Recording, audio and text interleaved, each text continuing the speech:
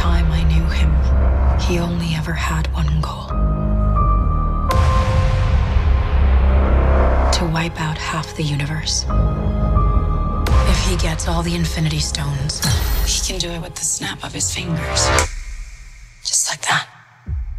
Tell me his name again. Thanos.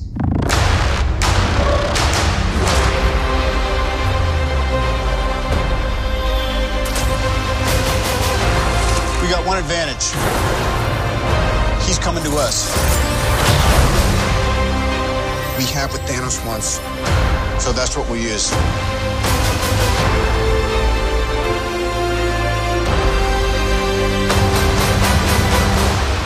Let's talk about this plan of yours. I think it's good, except it sucks. So let me do the plan, and that way it might be really good. Wow.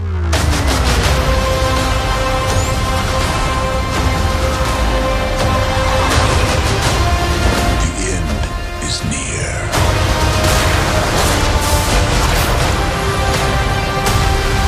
When I'm done, half of humanity will still exist.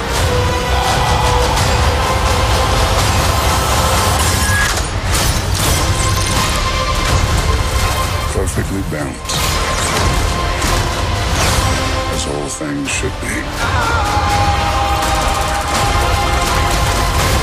I hope they remember you.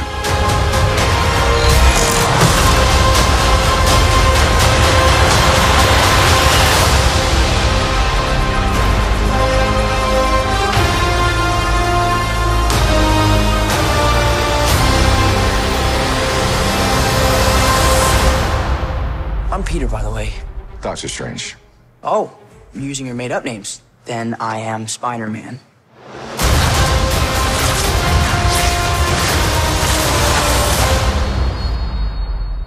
What's up, everybody, and welcome to Joygasm, where we chat about video games, movies, and pop culture. I'm Russ, Xbox Live Toaster 360, and with me back in the studio is Steve, Xbox Live Stevavitch, as we avenge into episode 69. Today, April 28th, 2018.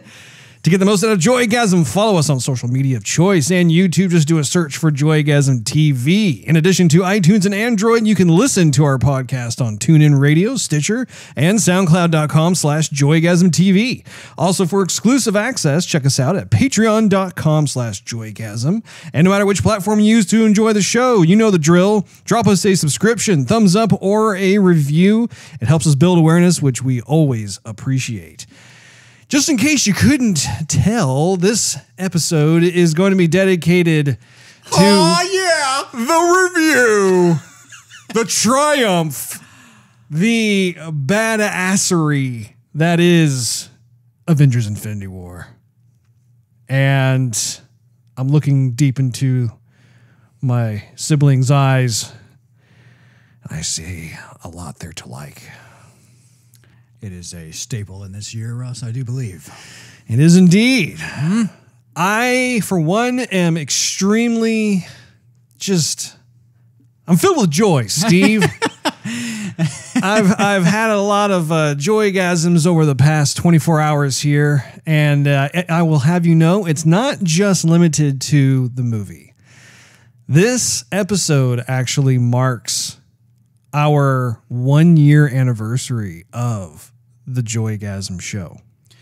And it is episode 69, so I have one thing to say to that. Giggity. Giggity, giggity, gum, gum, gum. I don't know. Perhaps it was fate. Some people may see coincidence. I don't know. I think it's more prophetic than that. Yeah, it's too, I don't know, it's just too perfect that our 1-year anniversary of Joygasm felt. It both fell and about felt. 69, so I felt something. Russ, why'd your hand on me? No, but I think it's a big milestone for us. You know, it's a big accomplishment for you and I because we have been at this now for a year, which is funny because we've been doing 1 episode per week. And so typically you'd only have 52 episodes. But actually, if you have been following the show, we actually started doing 2 episodes per week and then realized that's it's a ton of work to do. Yeah. And so we ended up kind of scaling back to just once a week, which I think everybody preferred anyway, just because everybody has multiple podcasts they listen to, and it's just difficult to kind of keep up with all of the hoopla, all of what's going on. So no, it ended up working out great. So honestly, I'm just really glad that it like our 1 year fell on episode 69. I think that's just hilarious. But anyway, I do think that we have come a significant way from when we first got started. And I mean, just thinking about when we initially got started in my closet and we're completely just scrunched in there with the dirty clothes hamper being used to balance on the rail. Yeah, balance the laptop on, balance the microphone on, and balance the hamper, balance. Yeah. Jeez. Don't move too much. Don't forget sharing one microphone. Yeah, that's right. That's right. Sharing one microphone and just being able to, oh man, I don't know. Like it was the absolute beginner origin story, if there ever was one. But I'm glad that we can say that. I'm glad that we can look back on that. And then, of course, where we are today, we're just in a different part of my house. But the coolest thing is that we do have fun plans to be able to continue pushing this forward with the production values. And, of course, we want to eventually get into video, which we have a goal for ourselves. We're not sure if we're going to be able to achieve this goal. But I think it's worth mentioning the fact that we are going to be attempting to go into the video portion of our show by the end of May. And we'll see if that is a reality or not. It may get pushed back a little bit, but just so you guys know, I mean, this is what we are trying to strive for. And that's the goal. It is. It's really the goal. And really that's where the Patreon support comes into play, right? It's just that we've selected different types of equipment, be able to identify what it is that we need in order to make the leap. And we don't want to do just this amateur iPhone style video capture. We want to do this right. We want to be able to have it be professional. We don't want to selfie stick it, you know? Yeah. My arm's getting tired. I've been holding this camera for an hour and 19 minutes. Yeah, I mean, we need to go in and do the set decoration, do the cameras, the lighting, everything. Just have it be correct, have it be on point. And so, anybody who is a fan of the show, if you like what you're hearing, we think that is wonderful, and we definitely encourage you to go check out patreon.com/joygasm just to be able to pledge whatever you can to the show, and that really does help us be able to budget for this big kind of adventure that we're on. So even if it's just $1. Oh yeah, $1. I mean, it's amazing what happens when people say, "Oh well, you know, if I give $1, then that's not going to really do that much of a difference." Well, if everybody actually acted on that, it's amazing how all of a sudden we could have some semblance of a budget to be able to continue building this up. But we'll just see how it goes along. We'll probably have to take out a loan or something like that, a little personal loan action. But we are definitely committed to this show, and we want to make it the best it can be. And so the biggest thing for us too is just doing it not only for ourselves, but doing it for all of you as well. I think that that's one of the most rewarding aspects to this show. But I think, like I said, I think it's a big accomplishment for us just in terms of when we first got started. And you and I were just talking in my backyard one day about like how we should do this show.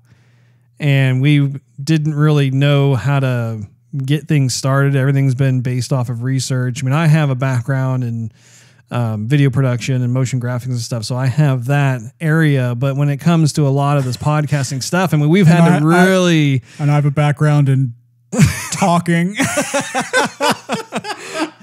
Exactly. Oh, man. But anyway, yeah, I gotta say, I'm a huge happy camper in terms of the fact that we have now turned 1 year old, which I think is a great thing. And then, of course, seeing Avengers Infinity War and even playing God of War for PlayStation 4, which we'll talk about on next episode because we want to get into just the epicness that is Avengers Infinity War. So, Steve! Can't talk about both, Russ. I know. Too much to talk about one episode. I know. There's just a lot to talk about. So, I want to hear what you have to say. High level thoughts. I guess before you actually do that, I should mention, as always, what we're going to do at first is we'll just give our high level spoiler free reaction review of the film, and then we will deep dive into the spoiler zone where we will be able to analyze all the different aspects to the film. Don't want to ruin it for anybody. Continue, Steve. Nice. Well, I think I should preface this by what had happened before the movie. Absolutely. Because that really, it goes to the monumentalness of the film. Mm-hmm. So Russ and I were going back and forth like, oh, what time should we go? What day should we go? Da-da-da-da. I'm like, Russ, you know what? I don't want to rush. You know, I've been working all day, you know. My schedule's not as free as yours is. You know, you have more control over it than I do. So whatever. Get out of work, and I put in my GPS about where to go because I'm still trying to learn the area. And the GPS brings me like to what I think is the wrong place. And so then I throw it in the GPS again, and it brings me to a second place. And then I'm on the phone with Russ trying to hold my sanity together because now I'm pushing it.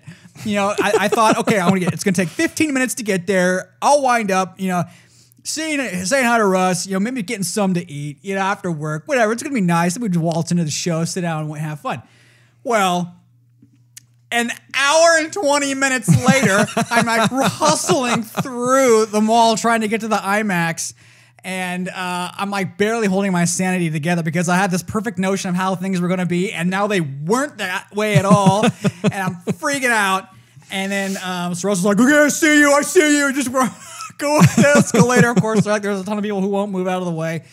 Oh, man. So we walk into the theater. All the previews had played, and it was right on the scene where like the sound began, the Marvel pages are flipping through, the lights have turned like the darkest. I mean, Perfect timing. I really wanted to see all the previews, to be honest. Maybe when I go see the movie again, I'll everything will be perfect. But I should also say that it was a long day at work and I was starving at this point. I had a splitting headache, like the front left quadrant of my dome was splitting me open. I swear it hurt. So I'm like, I'm in like the worst mood. I was about to just go home and start over again. Reset. And then I sit down. Put on the 3D glasses, which I thought, oh crap. You know, like I remember you gave me the look. 3D. You're like, really 3D glasses? I'm like, they didn't have one that didn't have 3D. And then I felt bad for doing that because, you know, you had done so much work trying to get the seats and the tickets. I'm like, oh man, my negativity, I swear, I gotta shut up. So I'm sitting there, throw my glasses, everything's quiet, and the crowd doesn't say a peep. Mm-hmm. And everything's quiet, everything turns, and I'm trying to remember, like, okay, what happened in Thor Ragnarok? And okay, what happened in Guardians of the Galaxy? And then what happened in, you know, and instead I'm trying to, like, prepare all my thoughts. Like, okay, I'm trying to collect everything from all these Marvel movies that are coming out. Yeah.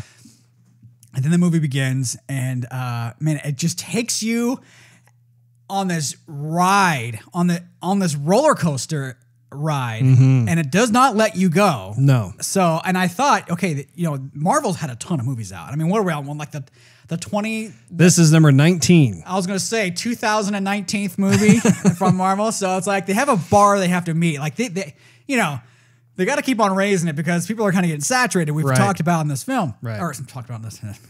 We've talked about in previous episodes. Yeah.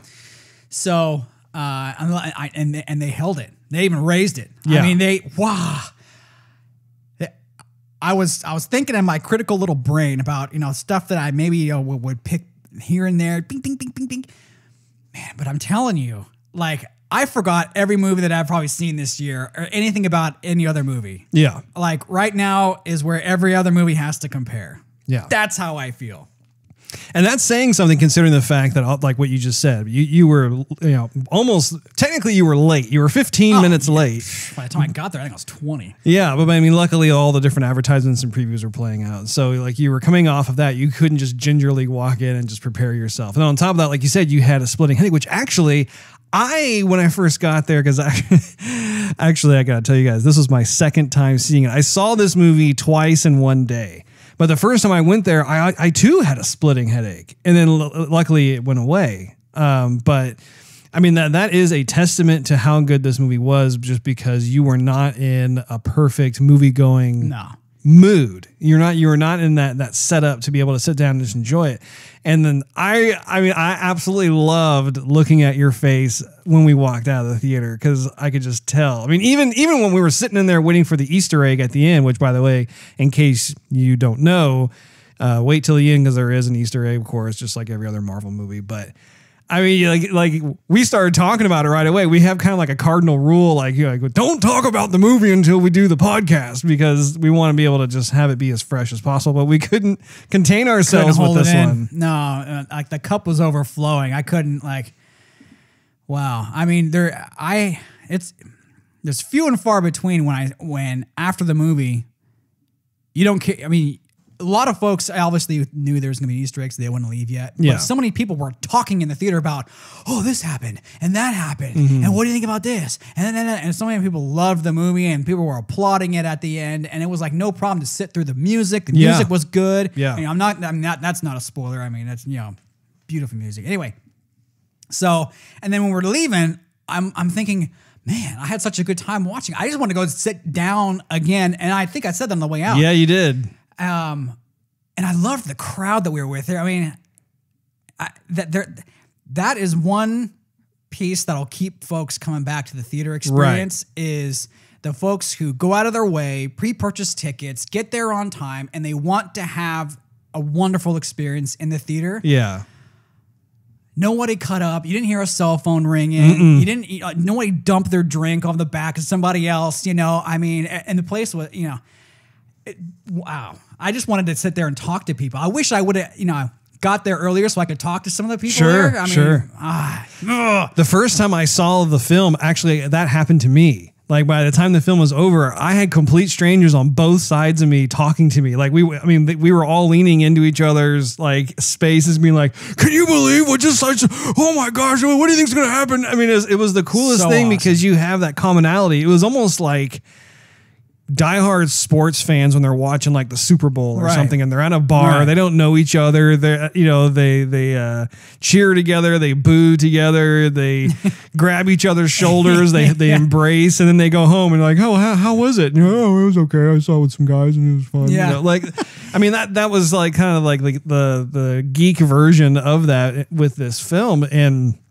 it's just, man, here's my thing about it from a high level standpoint is that this film is what The Last Jedi should have been. Easy, yeah. And for those of you who both listen to our reviews of Star Wars The Last Jedi, as well as those of you who have not, if you have not, I suggest you definitely go back and check it out, because the two biggest issues that I identified in Star Wars The Last Jedi are concept versus execution and instant gratification. Those were the two biggest issues within The Last Jedi that, in my opinion, as well as several others out there, found that was what ultimately caused The Last Jedi not to be as good as it could have easily been. It could have easily been just this tremendous film, and it had good parts to it, but ultimately there were too many bad decisions that were made, and it just caused the film to just, like I said, just not be very good in my estimation. Right. You know what was quite a triumph is the Russo brothers, the directors. I mean, if you think about it, the rest of the Avengers films, everybody has seen, everybody either liked or thought it was okay, whatever. Yeah. They all had many different directors. And so you had the Russo brothers take the stories that everyone else has directed. Okay, I want it this way. I want it that way. No, this is how I want it to. And funneled it in and took good parts from every single movie that's been out. Yeah. And I don't know, maybe shared the same vision, which is difficult. I would think that's very, very difficult, number one. And number two, you have a plethora of characters. Yeah. And how you only have a certain amount of time you can give screen time to each person. Right. And the movie was completely balanced. It was totally, it's just like what Thanos said at a certain part that we can get into later on. Yeah. But, from the trailers, he says perfectly balanced. Yeah.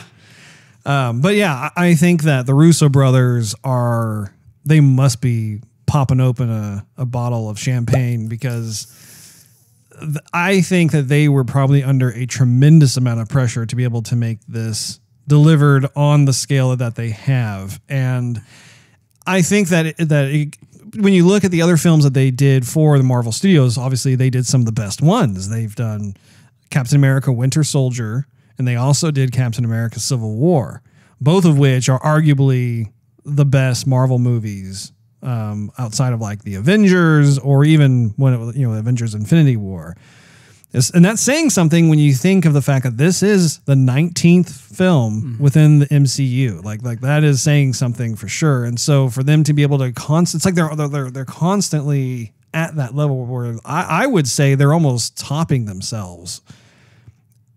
Although going back, I mean, again, the Winter Soldier is still one of the best movies too. I mean, just every time you see it, it's just so good. But yeah, like I want to go back to my initial comment, which is just the concept versus execution and the instant gratification.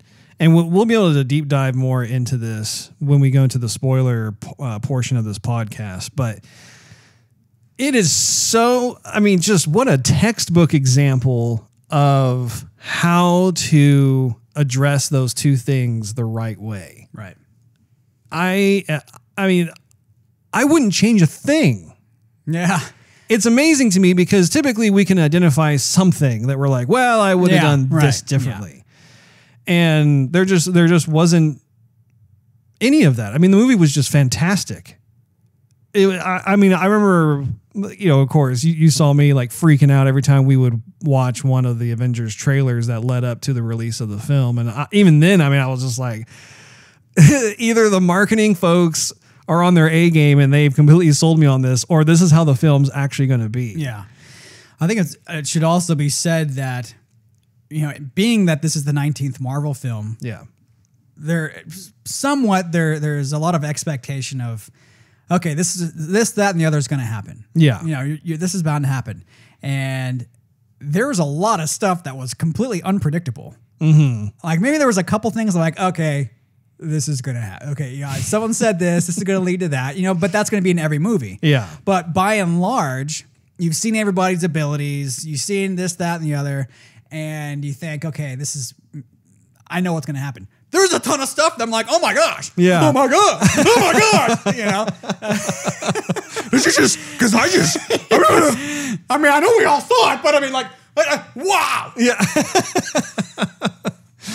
I loved how unpredictable it was in terms of what happened to each of the characters and where they found themselves. Like we knew kind of a basic outline of just what was to be expected in terms of just, Thanos is here and there is going to be these serious repercussions and that sort of thing. But in terms of like which characters grouped up with each other and the different types of trials and tribulations we found themselves in, for the most part, for me, I can say that like I didn't know what was going to happen. I mean, obviously, I knew they were going to be fighting. There's fighting in all of them, but in terms of just where their character arcs are going and who ultimately ended up having something happen to them, that sort of thing. I mean, it's. I mean, at every turn, I like you said, it was a roller coaster ride. I mean, I felt just so fulfilled by the end of it. I mean, literally, it was like my goblet was overflowing with joygasm. Like it was just like, yes, this is just great. It tastes so good. I would have to say this is the most expressive Avengers film. Yes. Yeah. And the music. Oh yeah. I mean, Alan Silvestri did. I mean, and he's been a part of the previous Avenger movies, but the soundtrack, my gosh, I mean, like it had just that Thanos sound I was looking for. And I mean, you were right at the beginning. Did you notice at the beginning, instead of the fanfare that you normally hear? Actually, no, you didn't, because we walked in like right as that was going on. Had we been sitting there, typically there's the Marvel Studios fanfare music that plays and it's all swashbuckling and just, it's like a big fanfare thing. They did not play that at the beginning. And it acted as the perfect foreshadow as to it just set the tone for the entire film. And I love little like nuances like that, little attention to detail. It's just great. Cause like for some folks who, just go in to watch the movie and have a good time, it affects them on a subconscious level, but just other people who like to nerd out about that kind of thing like I do. I mean, I just immediately picked up on that. I was like, okay, that's good. Yeah. Oh, this is good. Did you have any other high level thoughts? I did. And I had one last one and I forgot. Oh, you know what? I did, but it actually has nothing to do with the movie. So it's a side note. So my girlfriend's in Disney World right now in Florida, right? And so she was sending me video of some of the Star Wars stuff that was going on. Like, they have a march of stormtroopers that passed by or whatever. And I looked at the video after seeing Avengers and I didn't really, I thought for a split second, oh, that's kind of cool. But you know what would be cooler? Oh man, if they had Thanos walking through, like, if Disney World had some Thanos, like big character walking through with some of his, assassin henchmen, whatever. I mean, I would be stopped in my tracks. Man, wouldn't that be cool? Yeah. And then I got to start thinking about maybe if there's an Iron Man roller coaster, that'd be pretty sweet too. I think that there's, I want to say, did we talk about how they're planning on building like a Marvel land or whatever? I think we did about 13 episodes ago. I can't keep track of all these news articles anymore. It's like, here's like an update to something or other.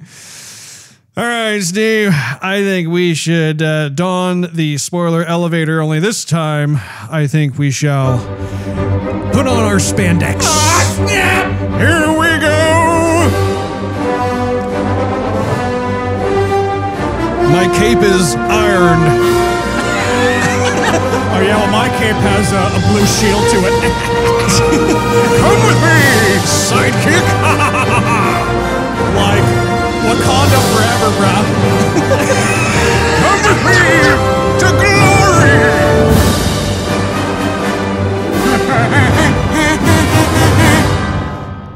And of course, that was the Marvel Studios fanfare, which was not played at the beginning of the movie, but figured it was fitting for the spoiler alert version of what we're going to talk about, which is the Avengers Infinity War. So please, for the love that's pure in this world, do not listen to this part if you have not seen the movie. Yes. If you have not seen it, definitely stop playing this because you need to go see it first.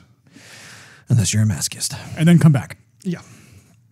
All right. So, cast and crew. As we've been talking about, even before the movie came out, there has been... They all sucked. No, I mean, you look at the cast list, and there's so many people involved with this. I was actually talking to someone who actually has had a role in working on the film. No! And there is a rumor going around about how Disney actually... has invested probably $1 billion when all is said and done for both films. So it gives you an idea of just how many people are involved with this thing. I mean, there's just a lot that's going on. But in terms of the cast, question for you, actually. Yeah. Who did you like the best?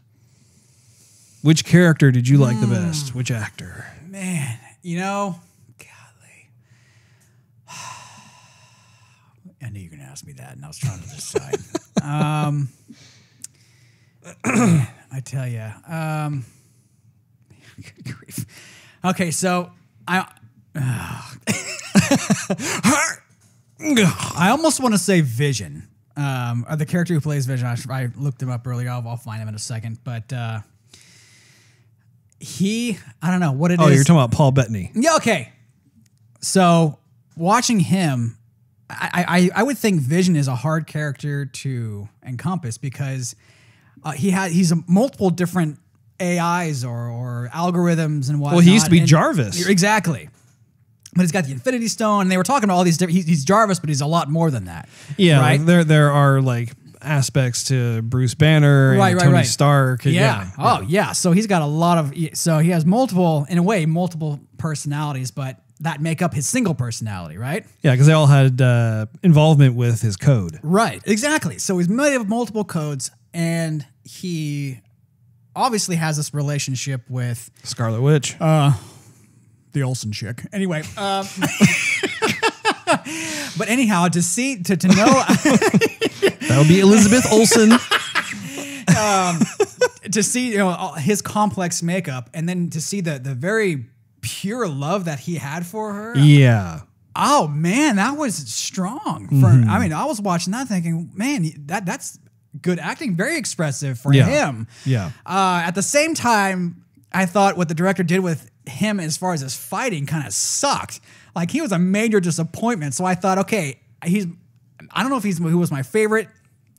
There's a lot of things that I loved about him in the movie, and a lot of things I didn't like about him in the movie at the same time. Same thing with Tony Stark. I thought, Iron Man kicked this whole thing off. Yeah, yeah. And so to see him on the screen every time does not disappoint. I mean, so owns the role, and I love seeing him on screen. I do not want them to kill Iron Man. And then there was Peter Parker, who again was very expressive. I loved seeing Spider-Man throughout every scene he was in. Yeah. Man,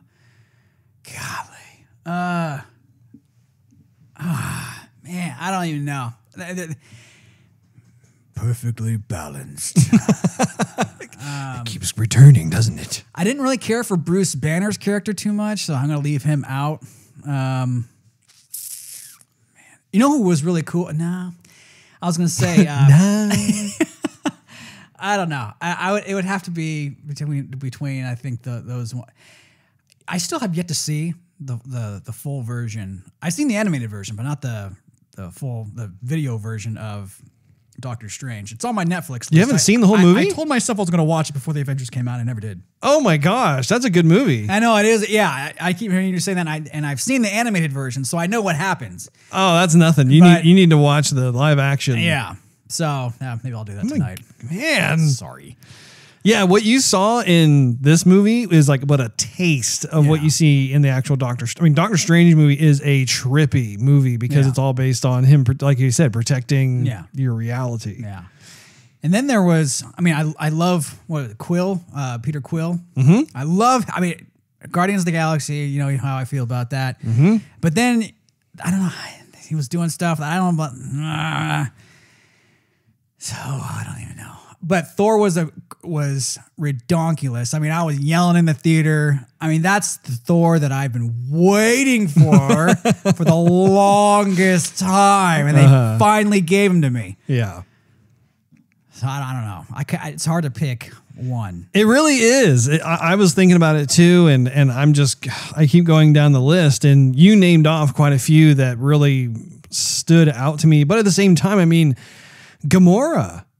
Like, I think one of the most refreshing approaches that they did with this film is that they really took certain characters that played kind of more supportive roles in the previous Marvel films and pushed them to the front, where like you're getting a lot more character development and exposition as a result. And then you, as a viewer, you're watching it and you're just thinking to yourself, man, like I am really starting to dig this particular character more than I thought I would, like instead of them just being, there's some eye candy on screen or something. Like, whoa, like there's some fascinating attributes to these different characters. And so it's difficult to say, but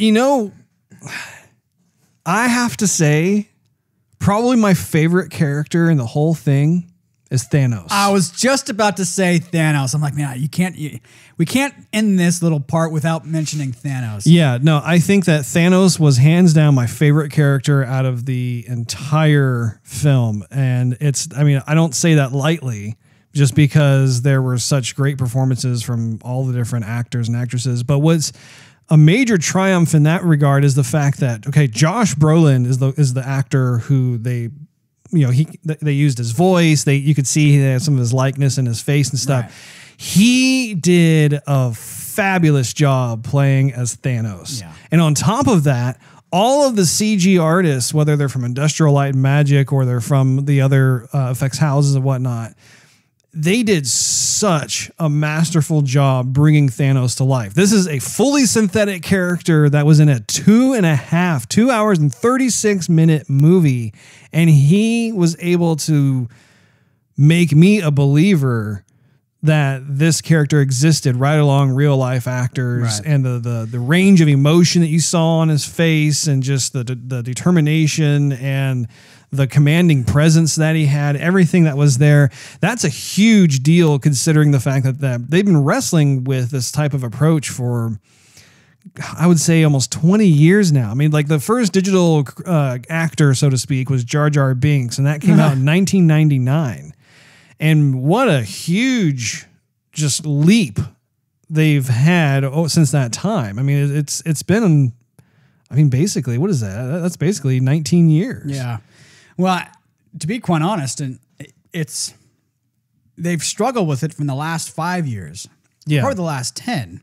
And we've been talking about it a lot on this show where we're saying in video games with the motion capture, you can tell where the weight is. If somebody jumps from a cliff to cliff, you can tell where the weight's being distributed.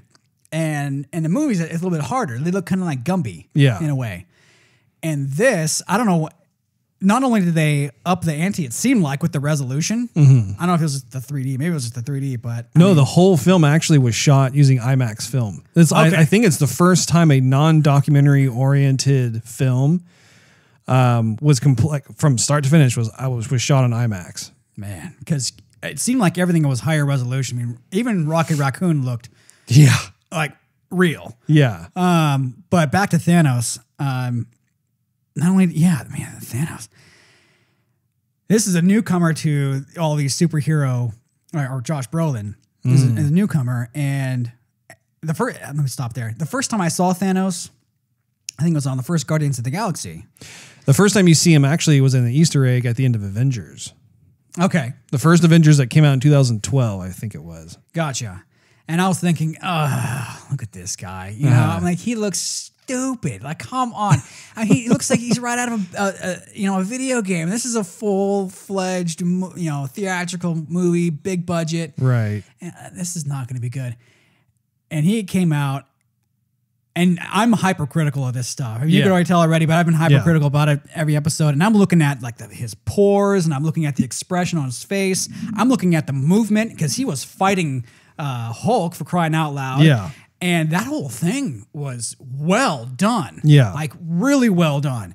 And even like when he was speaking and the camera was really close to his face, like his lips, sometimes like when you speak, your lips almost like stick together. Yeah. I mean, that's attention to detail. Yeah. Everything was very articulated. Yeah. Even his eyes. Yeah. Everything. There was a lot. I love that battle against Hulk too, just because the Hulk is just the hired muscle, right? I mean, like when the Hulk comes out, it's like, wow, okay, now someone's about to get punished hardcore. And it was amazing to see how it was just a very straightforward demonstration of how strong and powerful Thanos is too. Thanos is no one to be trifled with. Right.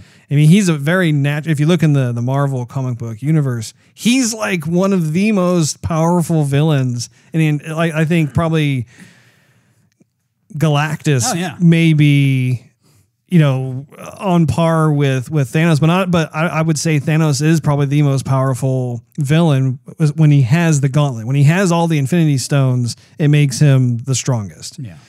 It's just amazing to that. But what was interesting was when he was fighting against the Hulk, I think at that time when he was fighting him, he had like one Infinity Stone already in his gauntlet. And that really helped to just make quick mincemeat out of the Hulk and knock him unconscious. But no, I think Thanos for me was my favorite character out of all of them. Having said that, though, like what you were saying, Robert Downey Jr. was just amazing as always. I mean, he just brings it every single time you see Iron Man. I mean, he is Tony Stark.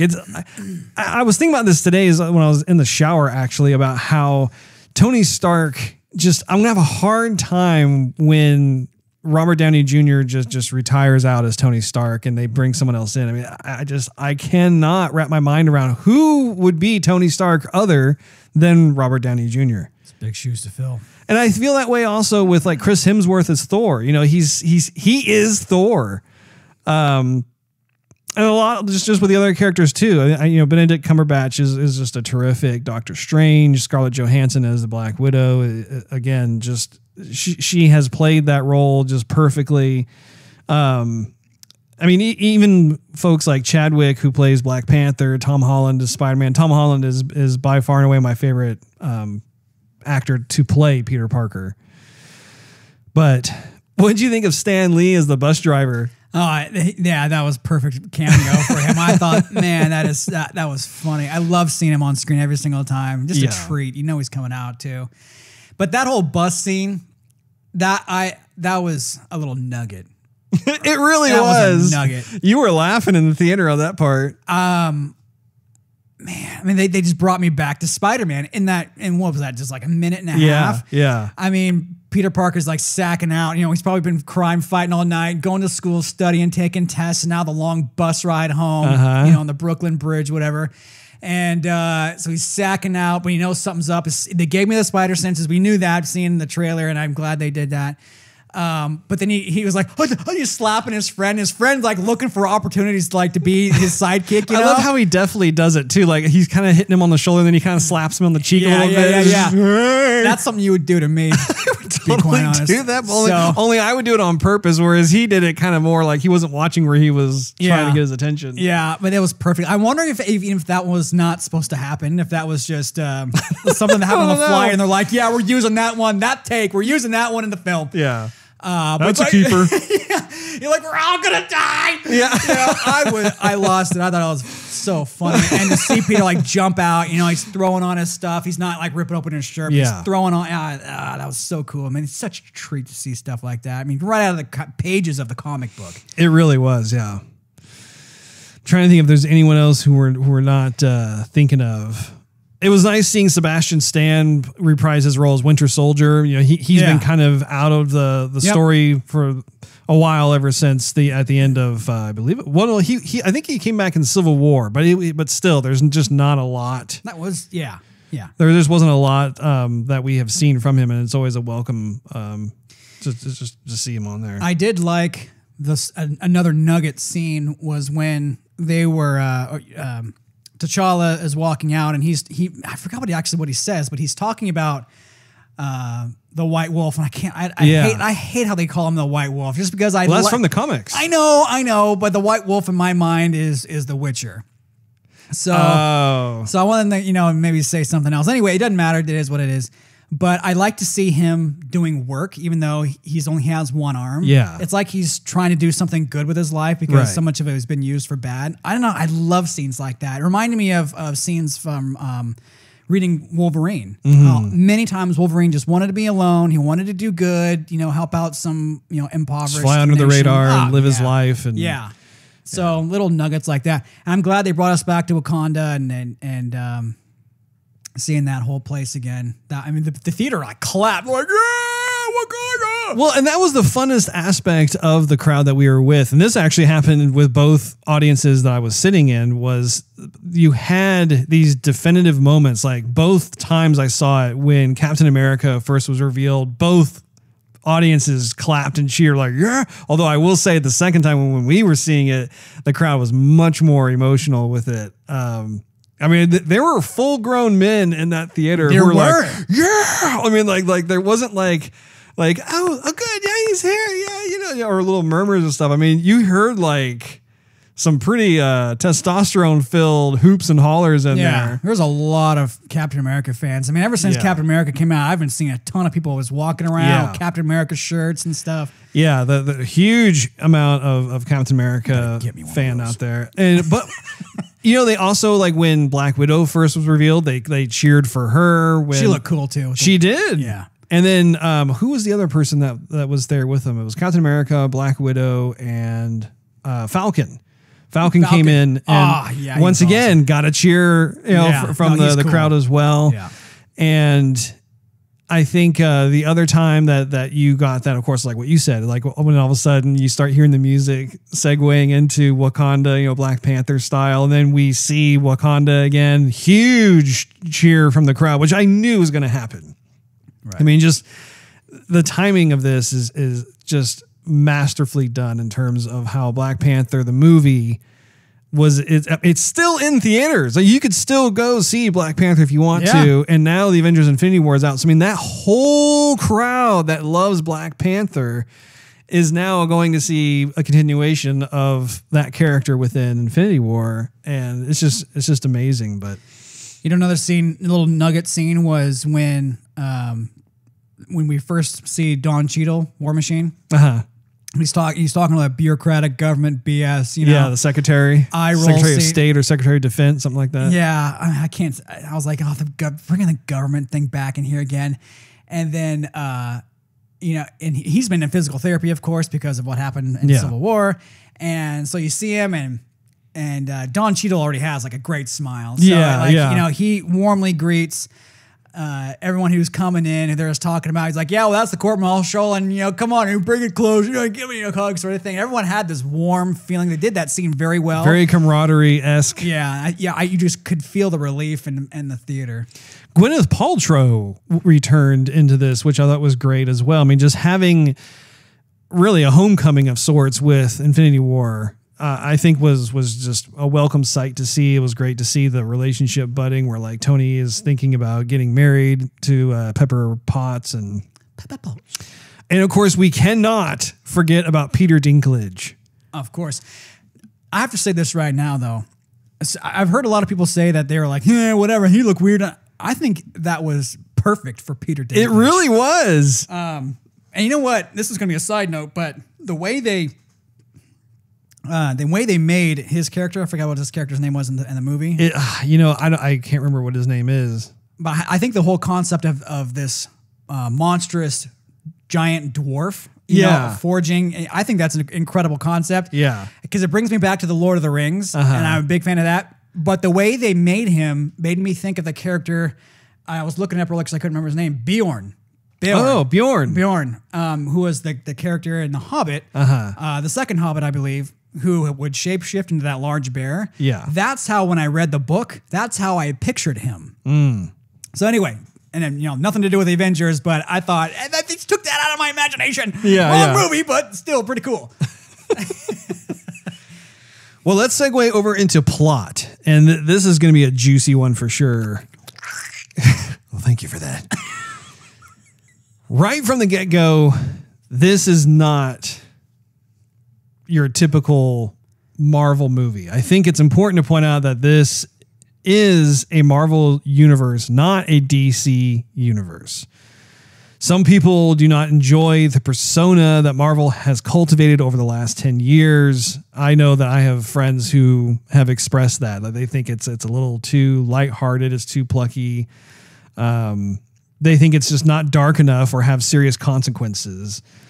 And it's something that I too have identified as one area that they need to rectify. In fact, we've talked about that on the show in the past, about just how that is the one area that if we could change or improve upon with the Marvel movies is to add more of a consequential situation. And in my opinion, they straight up did that with Infinity War. Yeah. No, they definitely made it darker. The humor was correctly placed too. That's one of the criticisms I've been had for a long time. Was they're too where's the depth? Where's like the danger? Where's the critical moment here? And we're just lighthearted joking through the whole entire thing, and there's no risk, it seems. And so they chose their timing good with the humor, and the rest of it was what we wanted, which is this is a danger, and you all could lose your lives pretty much at a snap of a finger, and that's heavy. Well, there's a sense of totality to it, and I think that is the biggest totality and mortality. Yeah, it's. I think for the longest time we keep seeing these superheroes who go up against some sort of bad guy, some villain antagonist, but we don't really see any type of fallout from that. The villain, of course, will be vanquished, whether it's Loki being put into cast irons or whatever and sent back to, I was going to say Isengard, but it's not Asgard. Oh, man. He got sent way back over there, man. That's a totally different realm. Or Ultron gets destroyed, or it doesn't matter who it is, but the protagonists just walk away and they have like, oh, some minor little cuts on their faces and stuff, and that's it. And I think that as a result, it doesn't lend itself to the seriousness or the gravity of the situation. Because every time you see another movie like that come out, another team-based movie, you think, well, they're going to survive. They're going to, just do a bunch of fighting. They'll probably cause billions of dollars or hundreds of millions of dollars of property damage, and that'll be it. And I loved how in this movie they stopped that. Right. They changed that. I mean, right from, really right out of the gate, they set that tone too, because the first scene is Thanos and the Black Order being on the ship that Thor and his people were on, and his people are dead. Yeah. I mean, those were the refugees left over from Thor Ragnarok. Right. And it was funny because he said he killed half. I'm like, no, you killed everyone. Yeah. I was curious about that too, because I'm thinking, is there another planet that there are other refugees that were able to escape? I'm not exactly sure. It may have been there. I think there may have been another ship or something that was able to escape during the whole battle with Hela, Thor's sister. But no, I mean, just the fact that we see him handily beat out the Hulk, and then not only that, but we see him kill Loki. Yeah.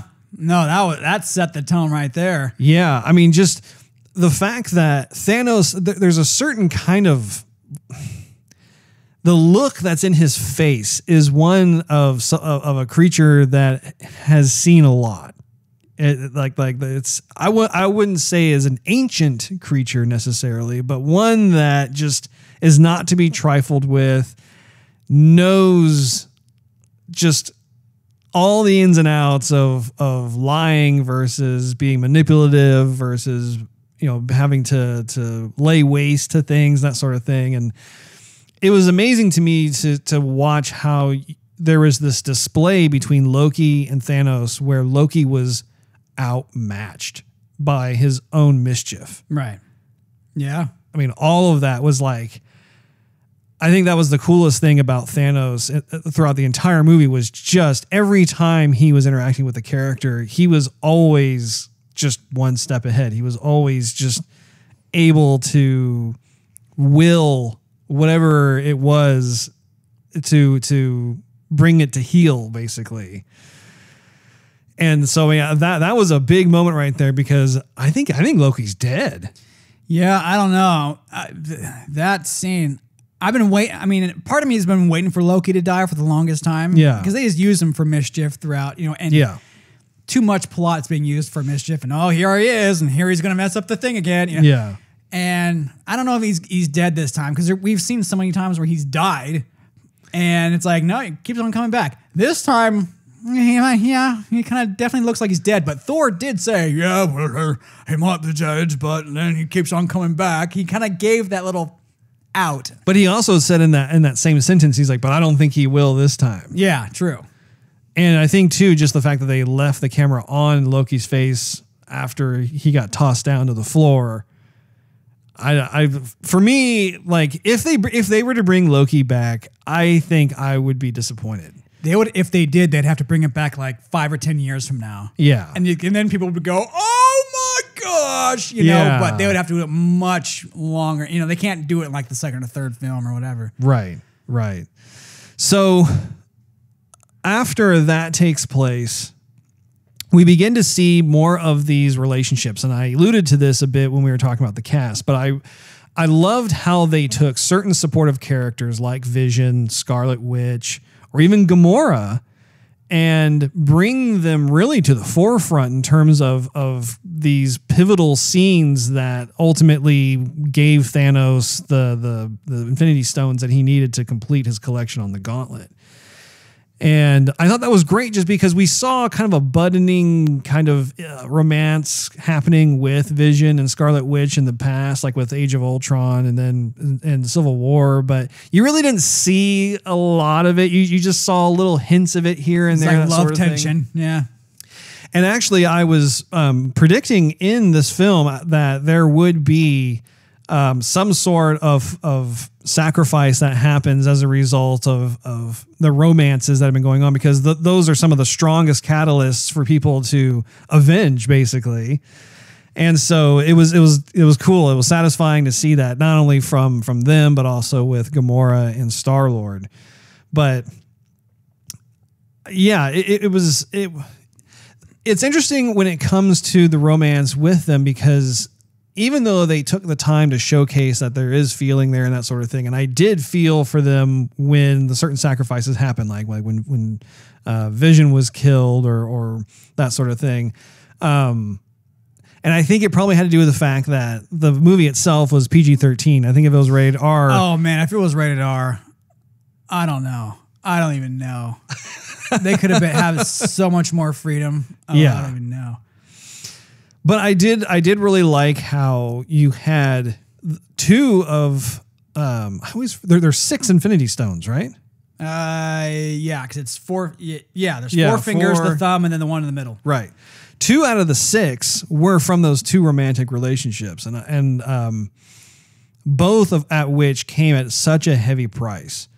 I thought that the setup between Scarlet Witch and Vision, where Scarlet Witch basically had to kill her love in order to save humanity and that sort of thing, was just, those are some of the hardest pills to swallow. But from a movie experience perspective, man, like I mean, that is, it's palpable, like how you could feel her conflict as to how she did not want to do that.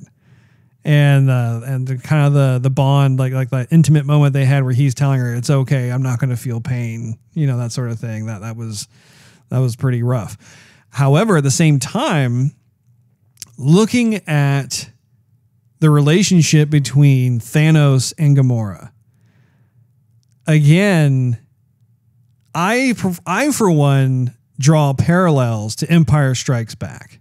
In fact, this movie itself, I draw a lot of strong parallels to Empire Strikes Back. Empire Strikes Back is one of my all-time favorite movies. It's something that you have heard me talk about for years and years and years. And when I look at Infinity War, if you think about Darth Vader and Luke Skywalker, Darth Vader is Luke Skywalker's father. And there's a big reveal about that happens in Empire Strikes Back, of course, when they're fighting each other, and then Luke is beaten, gets his hand chopped off.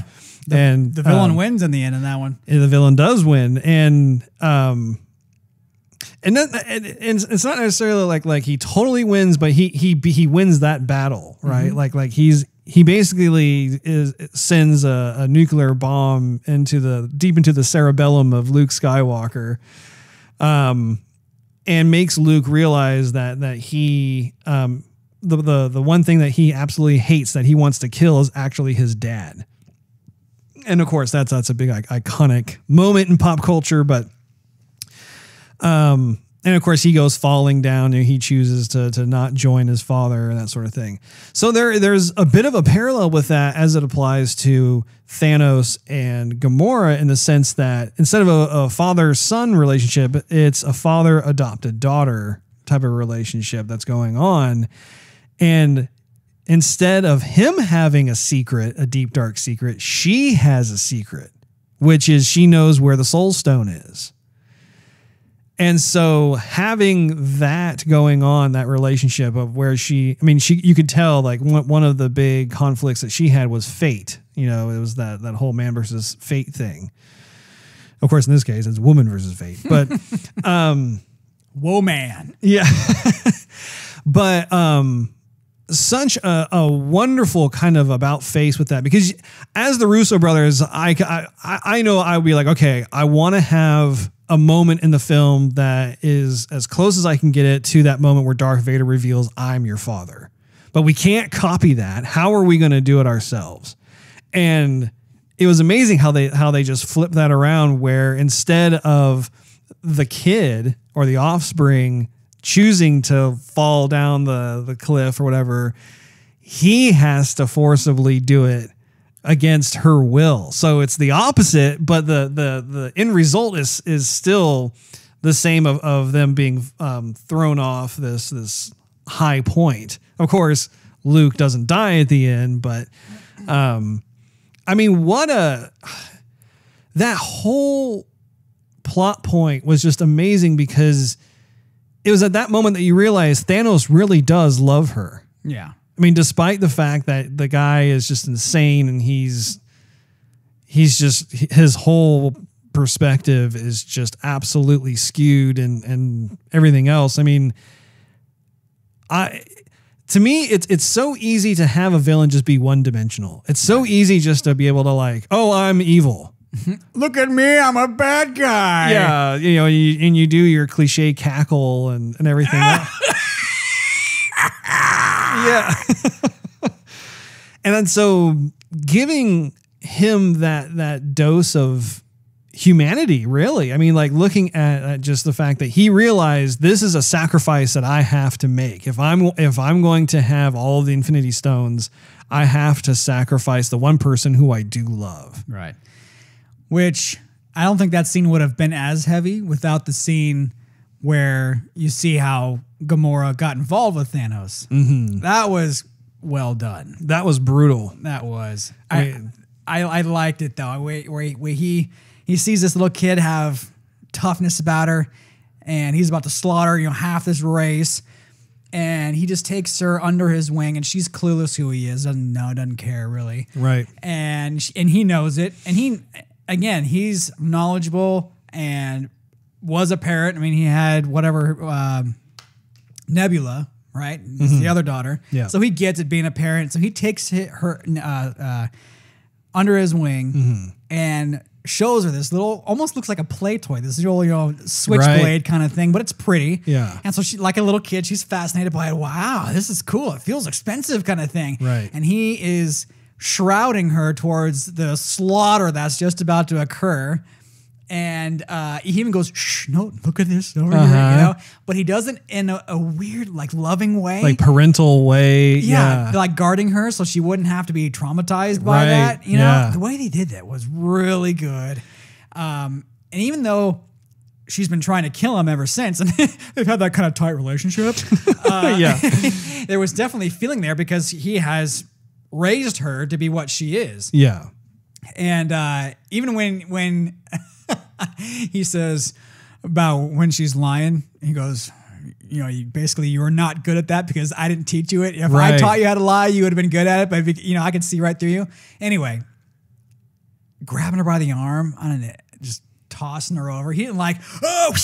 He just like chucked her like, crap, I got to do this. Well, even before that, I mean, just him. One of my favorite moments in the movie is where he turns around to her because in her mind she's thinking about, the universe just denied him the Soul Stone because he doesn't love anyone. And him turning around and you see him crying, you see tears coming down his face. And she mistakes those tears as just like him realizing that he doesn't love anyone and like, oh, woe is me. Like, I can't believe I'm so heartless or whatever. And to have Red Skull, we haven't talked about Red Skull yet, right. But the fact that Red Skull said those tears aren't for him. And comes to the realization that, like, I remember I had a pit in my stomach. I'm like, and especially for someone, I have a daughter. And that hit me in the feels for sure because I instantly realized when I saw his face, I'm like, oh, he's going to do. Yeah. Oh, he's going to throw her over. Oh, he's going to do that. I kind of knew that was going to happen, to be honest. I didn't know how it was going to happen, but I knew it was going to happen. But it reminded me of one of these daddy-daughter moments. I don't have kids of my own, but I've been there plenty of times where, a little kid might go, I hate you, Dad. Or I hate you. You're the worst. You're not my real dad. Yeah, you have to worry. You're the worst.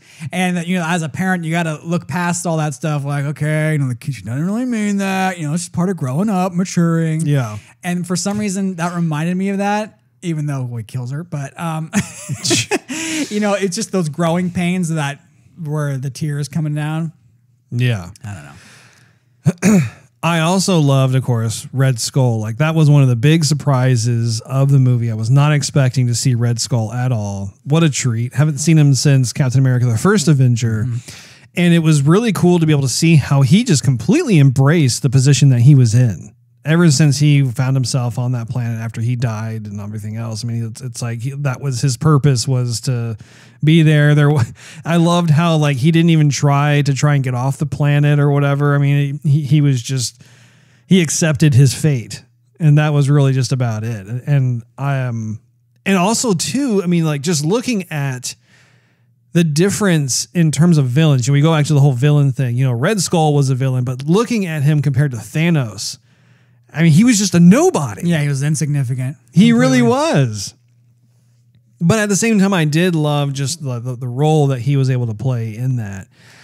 And a lot of Thanos, I mean, just with regards to the fact that he wasn't just a shallow villain. He wasn't a one-dimensional character. Like they actually, I mean, they spent this entire movie just fleshing him out more and more and more. And this goes back to what I was talking about with regards to instant gratification.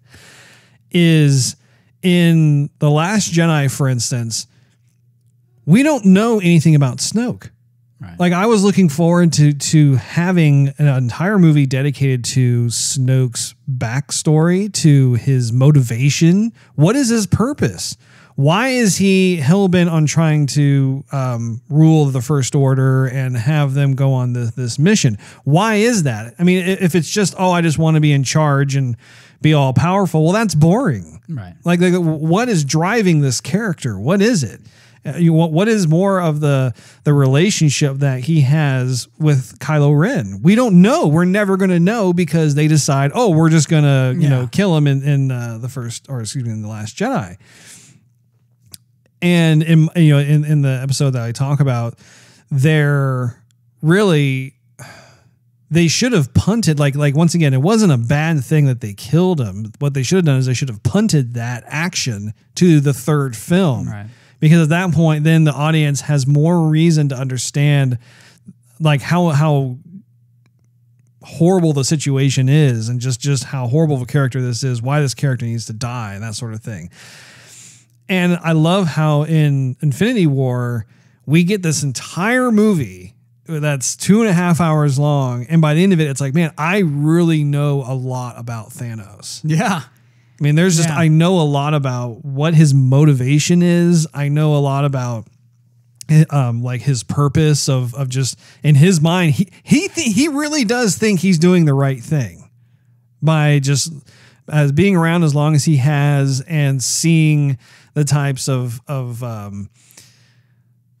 horrible things that go on. Like his only resolution is, well, I just have to kill half the population on every planet, let the other half live, and then they'll be able to flourish and prosper. And I'm doing everybody a favor. It's out of mercy and all this kind of stuff. I mean, it's sickening, but at the same time, it's like, it's all part of the plan. Yeah. I mean, and at the end of the movie, I mean, that's what makes me as a viewer just look at Thanos as, man, this is seriously one of the best antagonists I've seen on the silver screen, because that last scene where he just, he gets up he's on some alien planet and it's morning, and it's just like what he was describing, how he like walks out of his little cottage hut thing and he just sits down and he just smiles and he's at peace.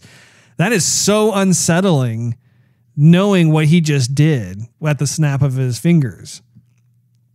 So, it's so good. It's so good. I mean, even when we talk about, let's switch gears a bit and go back to the relationship of Spider-Man and Iron Man. I mean, what did you think of that whole thing where like they were going to rescue Doctor Strange from, I don't even know what the character's name is, but the one that was going to try and torture that was like Doctor Strange. Mega telepathy, whatever that guy's name is. He was cool. No, I think it's interesting. You really have to talk about Tony Stark before you can talk about Spider-Man, because Thanos has been in Tony's mind, just like he referenced, since the last Avengers movie. And that was the first one. Or the first one, excuse me. Yep. And so he's been wrestling with that for years. And so now he knows the gravity, probably more than the rest of the Avengers do. And he's trying to train up this new kid with a great ability. Kid's in high school. And as a guy growing up in high school, you already think you're invincible, you know? You have a lot of testosterone, you're growing up, you're getting buff, whatever. You turn into a man, and so you think you're bigger than you actually are, which is precisely what's happening to Peter Parker, especially with his new abilities, right? And so Tony sees that. So Tony's trying to tame him. Trying to temper it. Yeah, temper it and mold him into someone reliable and efficient. But at the same time, he doesn't want to do it too much. He wants him to be his own person. So Tony's wrestling with two different, tug of war here. And to have Spider-Man try and do the right thing, go against Tony's rules, but for the good, and as lighthearted as Spider-Man already is your so voice lovable. getting a little hoarse over there, Steve? You're doing a lot of talking? I'm trying to prepare. I'm trying to collectivize all my many thoughts. This is a good thing, though, Steve. It means that we've been talking about this for quite some time, and we have a whole lot more to talk about. Anyway, either that or I got to hog up a Loki, one of the two. Oh, my. It's my power.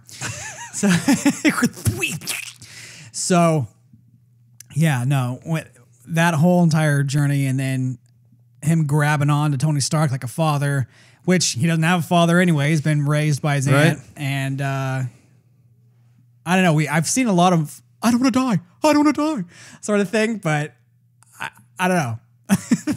that scene, meaning it's the Spider-Man that we love, it's the Iron Man that we love, it's the father-son camaraderie that we love. Yeah. It's the heroism that we love, and then to have them just turn to ash and fly away. That was. It wasn't like it was tugging on my heartstrings a bunch, but yeah, it hit me in the feels for sure. Yeah, I really loved his new outfit, which we can get to later on. But the dynamics between Tony Stark and Peter Parker are very much, it's almost kind of like an uncle-nephew kind of thing in its own kind of weird way. But Tony sees a lot of potential in Peter Parker, but he also wants to protect his innocence because he realizes that the events that Tony has gone through himself, like he didn't want to go through those events. He was forcibly pushed through. Yeah. He's looking for a way out. He is. He does not want to have to do with any of these types of situations anymore, but he knows that he's part of a very few amount of people who can actually ward off or protect the rest of Earth in order for it to continue living and that sort of thing. And so it's like this terrible curse that he has. And I think that he sees with Spider-Man, like he knows that Spider-Man has gifts and can be helpful and that sort of thing. But at the same time, he wants to protect the innocence and the purity of Peter Parker and not have potentially his death on his conscience as well. Cause he's already got enough as there is, as it already stands. And I, for one, really loved. So this is another aspect of the plot that I really enjoyed a lot. And again, I draw parallels to Empire Strikes Back. If you recall in Empire Strikes Back, you have different groups of characters that are at different parts of the galaxy at the same time. And so you're constantly cutting back and forth, whether it's Luke Skywalker and Dagobah getting trained by Yoda, or it's Han Solo with Leia and Chewie, and they're in the asteroids trying to evade the Star Destroyers, and they end up going down into the gullet of that huge space worm. Or maybe they're in Cloud City or whatever it is. Like you have these different places that these characters are going to and going on these adventures for. And ultimately they'll all come back together again at the end, but you don't know what the outcome is going to be. And so it's very much the same in Infinity War, where you have Thor with Rocket Raccoon and Groot, and they're going to try and make the Stormbreaker, and that's where we meet Peter Dinklage's character. So they're out doing that sort of thing. And then you have like Gamora and Star-Lord and Drax, I can't remember, Mantis, who were going over to nowhere to try and save the Collector with the Infinity Stone. And then you have Tony and Doctor Strange and Spider-Man and whatnot. They're in that ship that goes to Titan. I mean, it's just great because you're able to cut back and forth between these different situations. And on top of that, then you also have like Captain America and Scarlet Witch and the Hulk and a couple others. I can't remember. There's so many characters in this movie. But like they went to Wakanda Oh yeah, Winter Soldier was in Wakanda as well, and so then they're having a battle. I mean, you have 4 locations, Right. and it works. And that is one of the things about Empire Strikes Back and I really like within the first trilogy of Star Wars, episodes 4, 5, and 6. And this was something that was really brilliant about those films, was that you had these different locations that these characters existed in. Primarily, like I said, in Empire Strikes Back, this is when they did it the best. But having that was constantly keeping the plot moving forward. It was constantly giving us this action-packed pace where, like, as soon as like one segment of the group was moving forward in terms of what was happening with the plot points, then we cut to what's going on at the other place. I'm like, oh my gosh, I forgot. Like, this stuff's going on. What's going on now? It's literally like if you're watching like your local news and they're talking about like, what's going on, Phil? And someone's in the helicopter. Well, I think we're going blah, blah, blah, blah. He's like, oh, that's great. Well, so over there in sports, what do you got going on over there? It's an amazing touchdown or something. And it's terrific because once again, they're able to bring this terrific ensemble together and have these very interesting character relationships develop with these folks that you've never seen on screen together. And that was the fun thing too, like when the Guardians of the Galaxy first met like Iron Man and Spider-Man, that sort of thing. Or when they first met Thor. I mean, that whole sequence too, like when Star-Lord is trying to sound like Thor, that was hilarious. Yeah, that was original too. I'm surprised they haven't done that already, but yeah, I know. And they're like, man, he's a pirate angel. Yeah. It's like a pirate and an angel had a baby. Yeah. Drax is awesome. But they compare Thor to Quill, and there's almost no comparison. They're both wonderful people in their own right, but they had never seen anything like Thor before. You're like, oh, his muscles are like, what was it, silk or something? I can't remember. In the world? Stop massaging his muscles. Yeah, put his arm down. Something that, oh man, it was awesome. I love too how like they were like making little comments about how Star-Lord had gotten a little chubby. And he's like, okay, apparently I need to Bowflex. So sponsor. And then again, even when it goes back to more of a serious note about like when Thanos had Gamora and Star-Lord had his blaster trained on her, and just once again, there are parallels even within the same movie itself where Scarlet Witch had the same conflict. She doesn't want to kill off the person that she loves. Same thing with Star-Lord, and in the instance with Star-Lord and Gamora. At that point in time, Thanos had the I can't remember. It's like the reality stone or whatever it was, where he can manipulate things at will. So he turned his gunshots into bubbles. Yeah. And once again, like that was a big deal because of the fact that we realized he had actually pulled the trigger. He had concluded, like he had come to the resolution that this is what had to have happened. And what was really sick and twisted about that was the fact that Thanos looked at him and says, I like you. Yeah. And he leaves because it plays into once again, the totality perspective of what Thanos believes, which is if there's something that has to be done, you must sacrifice anything and everything in order to achieve your goal. That is Thanos to a T. Right. And he just witnessed that within Star-Lord. And as a result, Thanos respects Star-Lord. Right.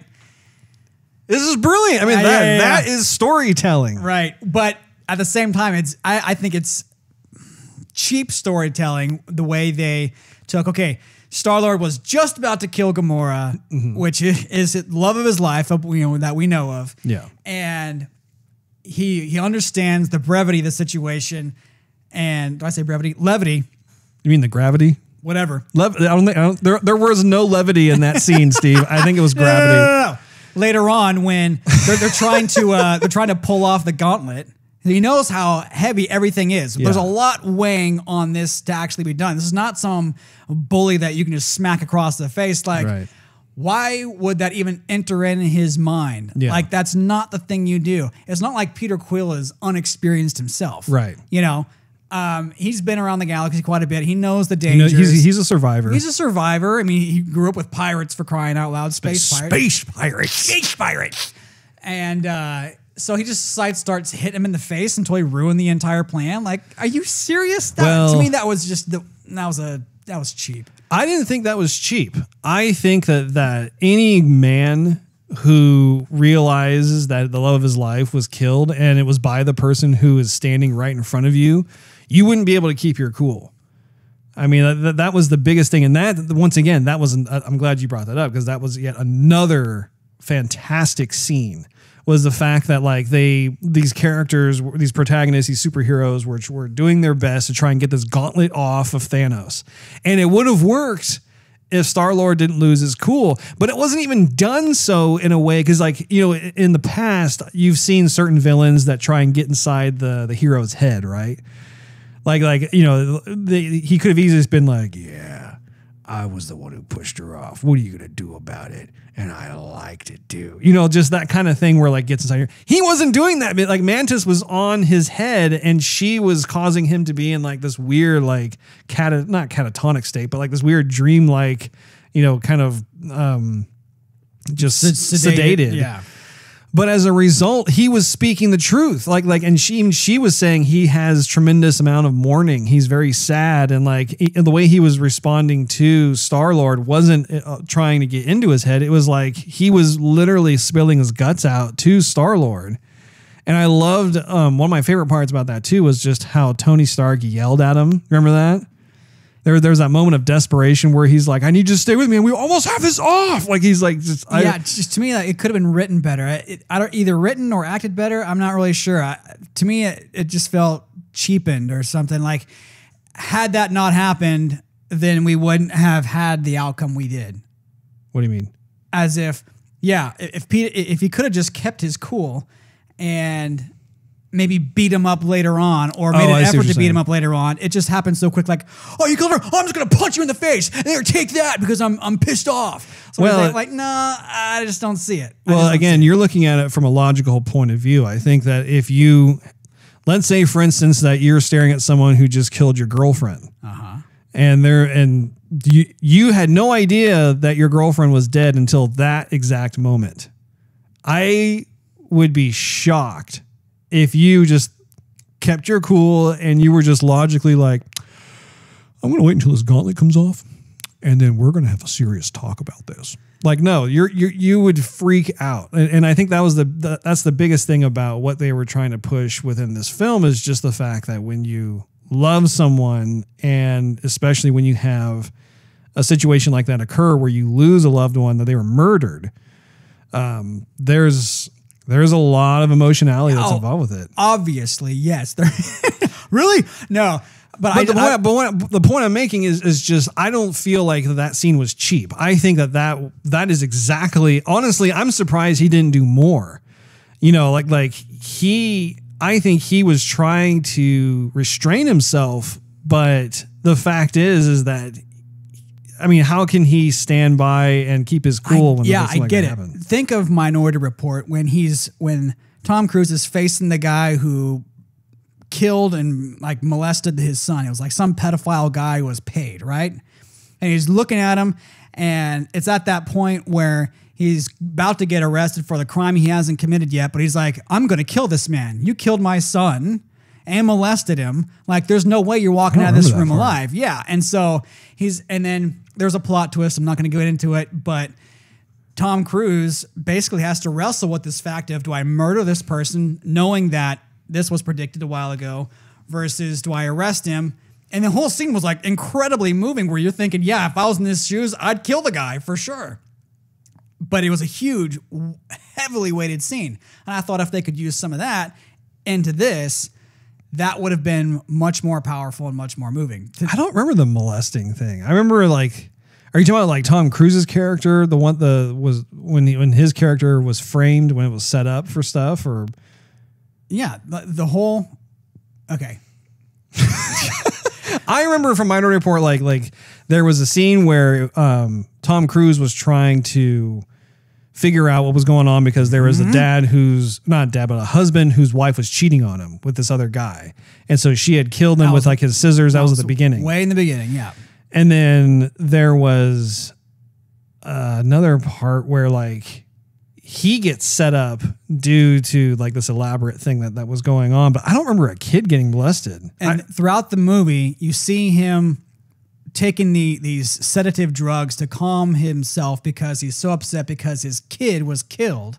Okay. And Colin Farrell is like the government auditor, basically, who comes in and says, Right. I'm looking for flaws. I remember that. And then the three dreamer people basically think of Tom Cruise killing somebody, and they get the red marble, and it has his name on it, and he's trying to hide it. Mm-hmm. He ends up taking one of the dreamer people with him, I remember try that. and save her, right? Yeah. And they end up, and he takes her with him, and they end up being in the exact place that was in the dream, everything happening. Right. And he's now face to face with the killer of his son that he keeps on replaying the little home videos from. Okay. And Was it the old man? no. Okay. And the dreamer is on the bed going, you don't have to do this. You can change. You can change. And Tom Cruise has a ton of emotion, expression in his face. I He's remember about that to now. pop this guy 6 times in the face. Yeah. Yeah. So, I'm getting goosebumps talking about it. But if you had that, a piece of that in that one scene with the Avengers, I think that would have been up to par with the rest of the writing of. Are you talking about in terms of the Chris Pratt's performance? Or? Correct. Chris Okay. Pratt's performance, yeah, or just the way it was written out. Yeah, both, basically. Fair enough. So, what were there any other scenes or plot points that we want to cover? I loved it when Thor is just so cool to watch. I mean, like just I love when they were trying to get, I don't even know what that was. It was like some forgery or whatever it was, but he like used himself to like have the place get restarted, and just the spectacle of that was just amazing. And Peter Dinklage was so funny. Like, that guy's comedic timing is just great. Like, I can't remember exactly what he said, but I loved his line of when he was talking about like getting killed by the star or something, and Thor said something that wasn't quite right. He's like, well, yeah, that's what I mean by when you get killed, or something like that. I can't remember like how it was, Right. but thought that was great. I don't know. Were there any other scenes in there that stood out to you? Yeah, towards the end, I mean, when everyone turned to ash, I thought, Yeah. no. I mean, I know why they did it, but at the same time, personally, I think everyone's coming back, or most of them are coming back, because they wouldn't just introduce, like, for example, Black Panther. And be like, oh, highly successful film, and we just introduced him, now we're going to kill him. Vision, with hardly been in any screen time whatsoever, just going to kill him. I mean, I don't know. He turned from red to purple, and that's like pretty telltale. I don't know. Maybe, anything can happen in the comic books. Yeah. Plenty of people have been resurrected before. That's the beauty of storytelling. Anything can happen. Exactly. So, who knows what's going to happen, but personally, I think quite a lot of them are coming back. There's too much, from the business side, there's too much money to be made, number one, and number two, it's just too quick to kill off that many people. So you bring up a good topic about this. From looking at the movie by itself, loved it. Like, I went into the theater wanting that to happen, because that's what happens in the comic book. You have to have that level of casualty in a movie like this. And so I, for one, was really happy to see. I mean, and I only guessed like maybe 2 or 3 of them correctly. I mean, like, it was amazing to me the characters that did get killed. And like you said, like, Black Panther was one. I was not seeing that coming. Spider-Man was one. I totally did not see that coming. Yeah, we just had Spider-Man, brand new. Okay, here we're going to relaunch the series. Now he's dead. Your friendly neighborhood Spider-Man, everybody loves. Now he's dead. Yeah, I mean, let's think about this. I can't remember everybody, but I mean, so you had Spider-Man. You had pretty much all of the Guardians of the Galaxy are dead. Let's see, Spider-Man. I'm going to try and count this out. Spider-Man, Black Panther, Star-Lord. You had Groot, Drax, Mantis. You had Rocket Raccoon. no Rocket Raccoon survived. Are you sure? Yep. You had Winter Soldier. Winter Soldier. Yep. Doctor Strange. Doctor Strange. Yep. Who else do we have? Did we have Black Widow? I think Black Widow's still alive. Captain America's still alive. Falcon was another one. War Machine? War Machine was still alive. He was hurting, though. I just got out of physical therapy, too. Man, life sucks. By the way, side note, his whole carpet bombing scene right at the gate where Wakanda starts. Yeah. I got goosebumps. That was so awesome. I'm having trouble remembering who else. I mean, there are so many characters. I think I was trying to count at the time it was happening. It was about 13, I think. Was it? Yeah. Anyway, huge losses. What was interesting was that both Iron Man and Captain America survived for part one of this film, which you and I were like totally like, okay, one of them is going to be kicking the bucket. Yeah. And when I first saw the movie and Thanos stabs Tony, I'm like, that's it. Yeah, that's it. Yeah, he's out. And but he didn't. I mean, like he stabbed him kind of like on the side where his gut is, or like rib cage or love whatever. Handle. His Iron Man love handle. But he was able to use that nanotechnology to help repair like his wound and that sort of thing. I mean, he's still in rough shape. Yeah. But it does beg the question, okay, how is this going to end? And you bring up a good point about just, are they going to have some sort of miraculous thing where they're able to bring all the heroes back and they live happily ever after again? Or is there going to be like this sustained fallout? Or are they going to have to somehow choose? Or are they going to have to choose? Yeah. Or like, what will happen if there is a way where perhaps a lot of the characters are able to come back from this that died in this part, but then in part two, what if there are the heroes that survived that then die and somehow the other ones from part one come back? I have no idea what they're planning on doing for that. But I do think that there will be more deaths in the second one. I think I am almost 100% certain we will see both Cap and Iron Man die. I think I'm going to be surprised at this point if that doesn't happen.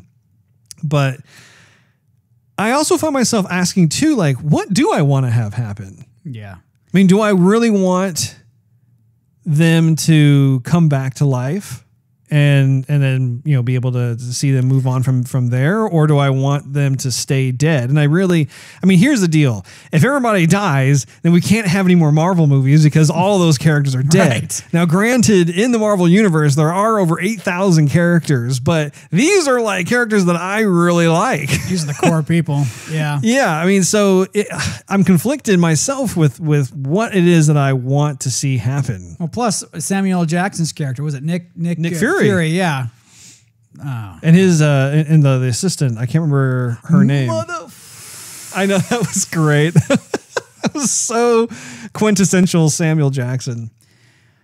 I kind of thought that the way that happened was, I don't know, kind of cheap too, I guess. I mean, if you think about it, and your entire body is turning to ash, bones, blood, nerves, vessels, brain, eyes, whatever, it is deteriorating into ash, you're not going to be like, what's happening to me?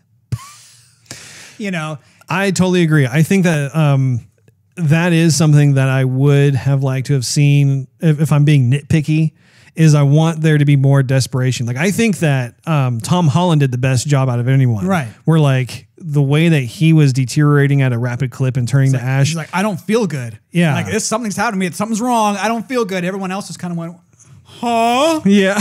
Poof. I'm like, oh, come on. This is the end of the movie, really? Yeah, yeah. No, I mean, I think the Spider-Man part, like, I mean, you could tell he was scared. Yeah. He did not want to die. And I think that I almost wonder if perhaps they had a version where people were doing more of that and they had to tone it down because it would have been rated R. Yeah. There you go. I think that's probably what it was. Man, if they come out with like an extended version with alternate endings, yeah, I'm buying multiple versions of it. Yeah. I really do. I really do think that may have played a hand in that, because they're trying to maintain that PG-13 rating, and you can only have so much death in a movie before that gets pushed up. And if you have 13 people dying, I mean, that's that's gonna mess with the ratings, but especially if they are acting, if they're really making it seem realistic, Right. as opposed to just kind of looking and going, "What's happening?" Yeah, exactly.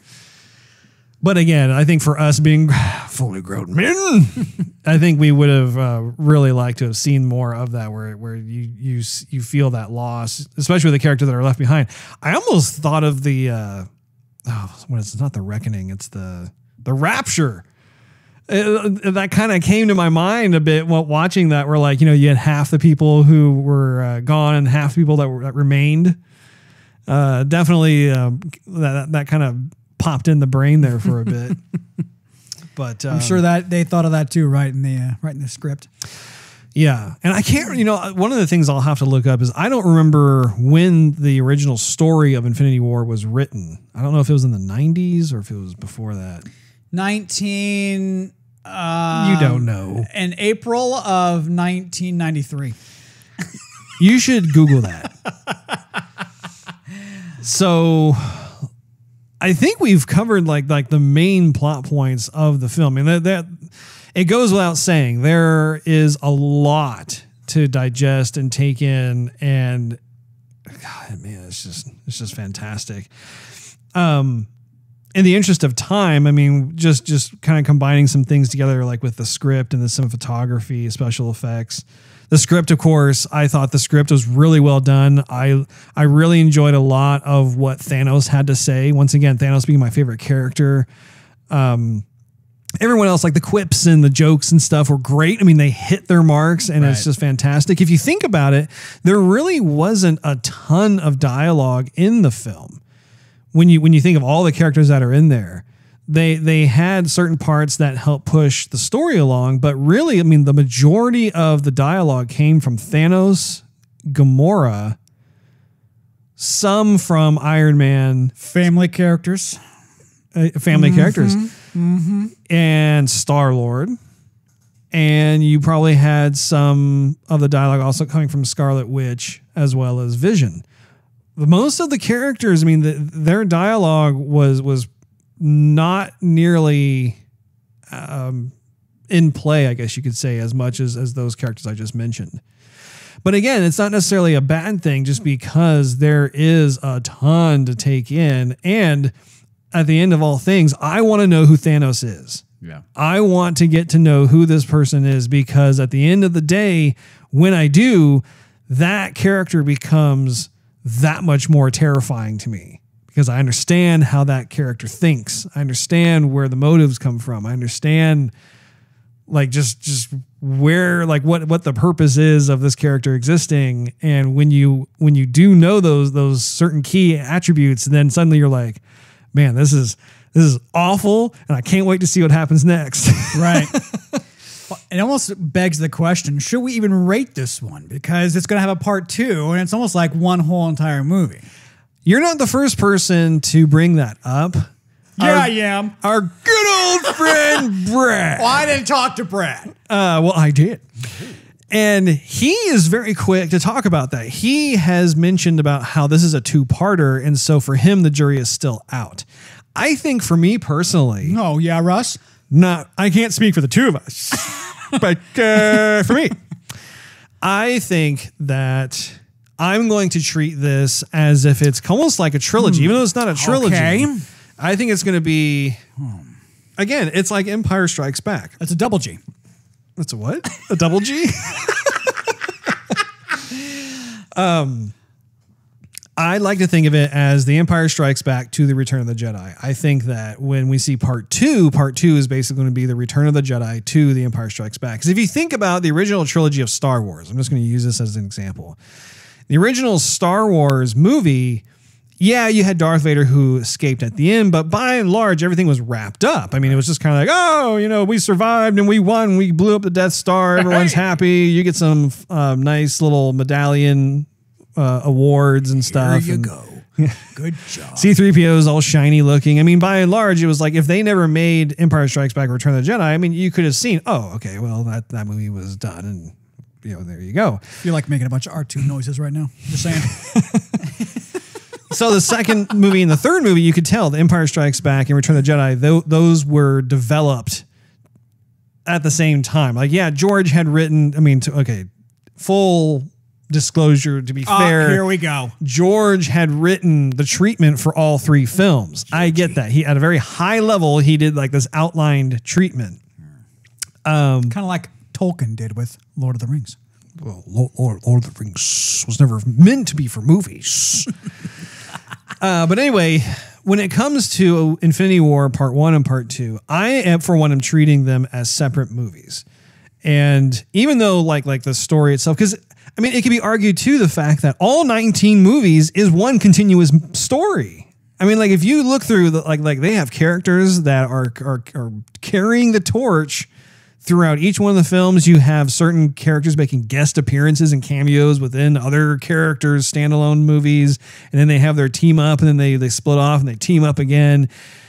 There's this constant overarching story that is connecting all of these together. It's weaving them all together like that. So I mean, I can make that argument too, saying, well, I mean, this is just part 19 out of the whole entire thing, but I think it's also kind of a 1-2 punch for me, because on the one hand, it's like if by looking at this film as a standalone film, it's just a terrific movie in my opinion. I think it's just a wonderful piece of cinema, and it's one of those rare instances where you don't have a happy ending. It's very seldom that you see in movies where, especially a film like this, where the bad guy wins. At least when it comes to part 1. When it comes, when we see part 2, there will be more of the reveal, and I just don't know what to expect. I'm purposely avoiding reading the comic book graphic novel of Infinity War. I want to be completely surprised. But I mean, I don't know how I feel about that. How do you feel? Like, what do you want to see? Do you want to see the characters come back to life? Do you want to have them remain dead? I mean, what's your take on it? I think, well, yeah, I want a lot of the characters to come back. I do like the Winter Soldier. I do like Spider-Man. There hasn't, we've hardly even seen Doctor Strange at all, period. And we're being, in a way, reintroduced to all these characters, and we want to see them on screen again. And it's going to be a real downer. And kind of like, yeah, I guess a downer, because we're expecting it, we want it, and now they're going to go, fluff, okay, sorry. I mean, in a way, it's a big, bold step that Disney did with it. At the same time, it's kind of like a smack in the face. Like, you can't keep them dead. Yeah.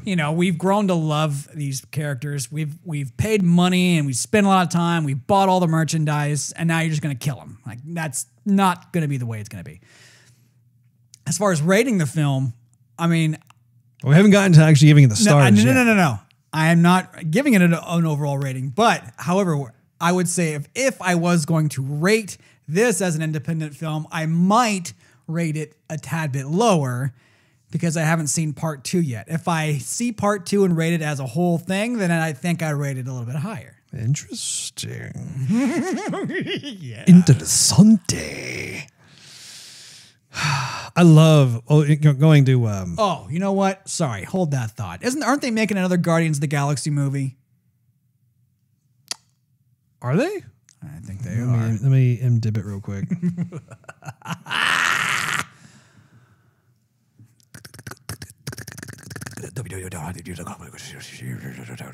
Put in a search field, and then I gotta type in there, and then who's the director of the movie? That's right. I'm gonna type in this here. Maybe Steve's wrong. I'm gonna prove him wrong on the show, and then I'm gonna laugh at him. So there is. I like how you did my little inner monologue.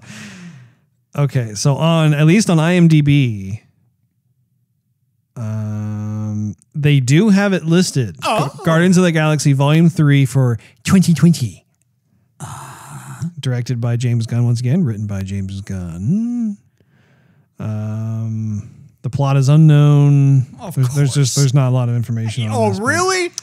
But again, it doesn't look like it's a rumor. I think it is planned. So Guardians of the Galaxy, unless they have other Guardians from the galaxy that are going to take the place of these other characters, I have no idea. I think I heard Chris Pratt say they're going to make it a third one, but I could have been mistaken. Or like he is going to be in the third one. Yeah. Gosh, I keep going back and forth. I think that a lot of it is going to hinge on how they execute part 2. They can always reverse time with the gauntlet, Russ. Well, yeah. And I think that's probably what's going to happen. I think that Should we talk about expectations of part 2? Or are we going on for like 3 hours and I don't have a timer in front of me? You know what? Okay, let's get costumes out of the way and then we'll talk about expectations. Okay, they were great. Moving on. I got to say, Spider-Man's new outfit is awesome. Yeah, no, it's freaking awesome. I mean, I remember seeing parts of that we were reading the comic book too. You know what was also looked really cool?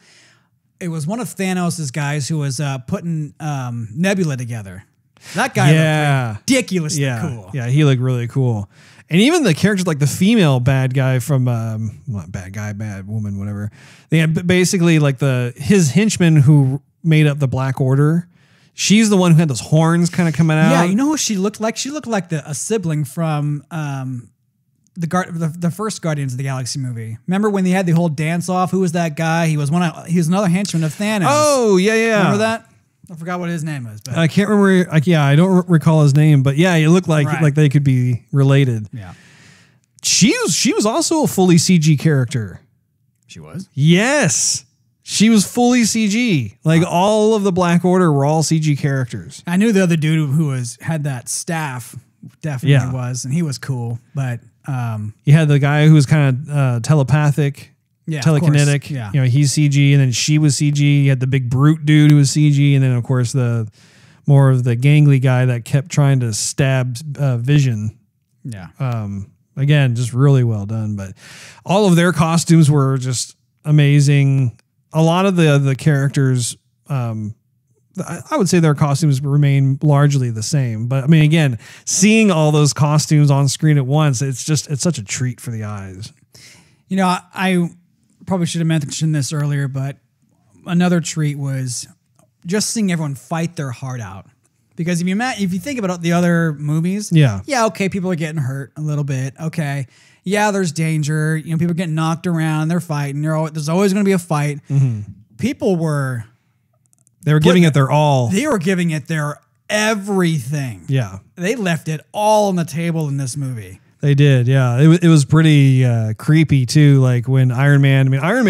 That, by the way, his suit is always so cool. Right. Like every time we see him, and he's got some sort of like aesthetic improvements and whatnot. And in this one, he has nanotechnology, so all of like the cool like transformations he was able to do on the fly were just super cool. I love how like he had this like combo of stuff he was doing against Thanos, and all he could do is like just nick him, like do a little scratch. He's like, all that for a drop of blood. Yeah. That was pretty cool. That was really cool. And it was cool too, like when he like wiped his head and you could see like his alien blood smeared on his thumb. I mean, just looks so good.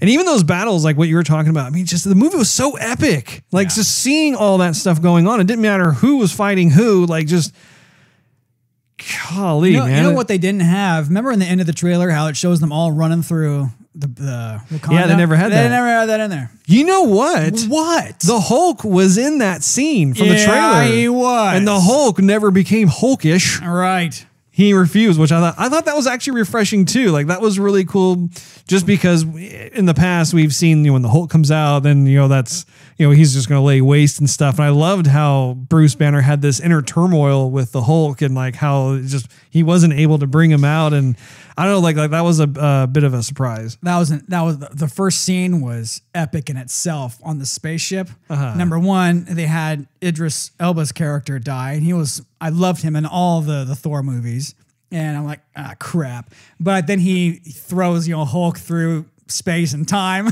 to get on Earth. That was epic.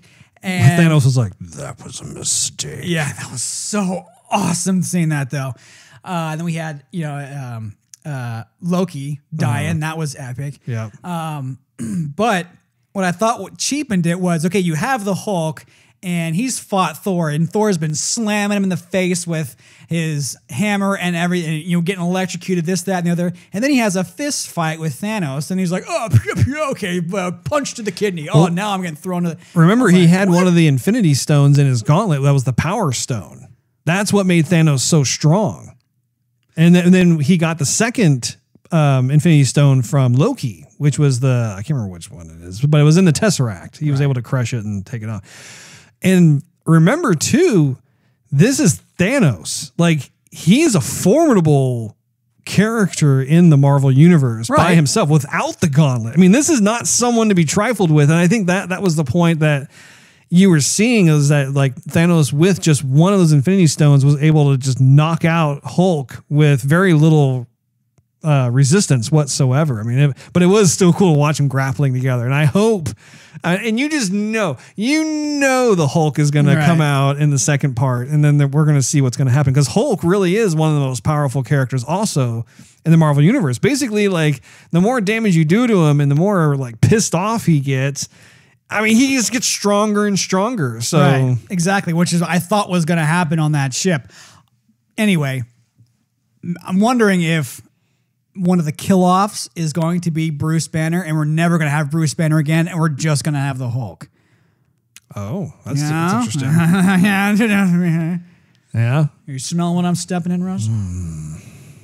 I do.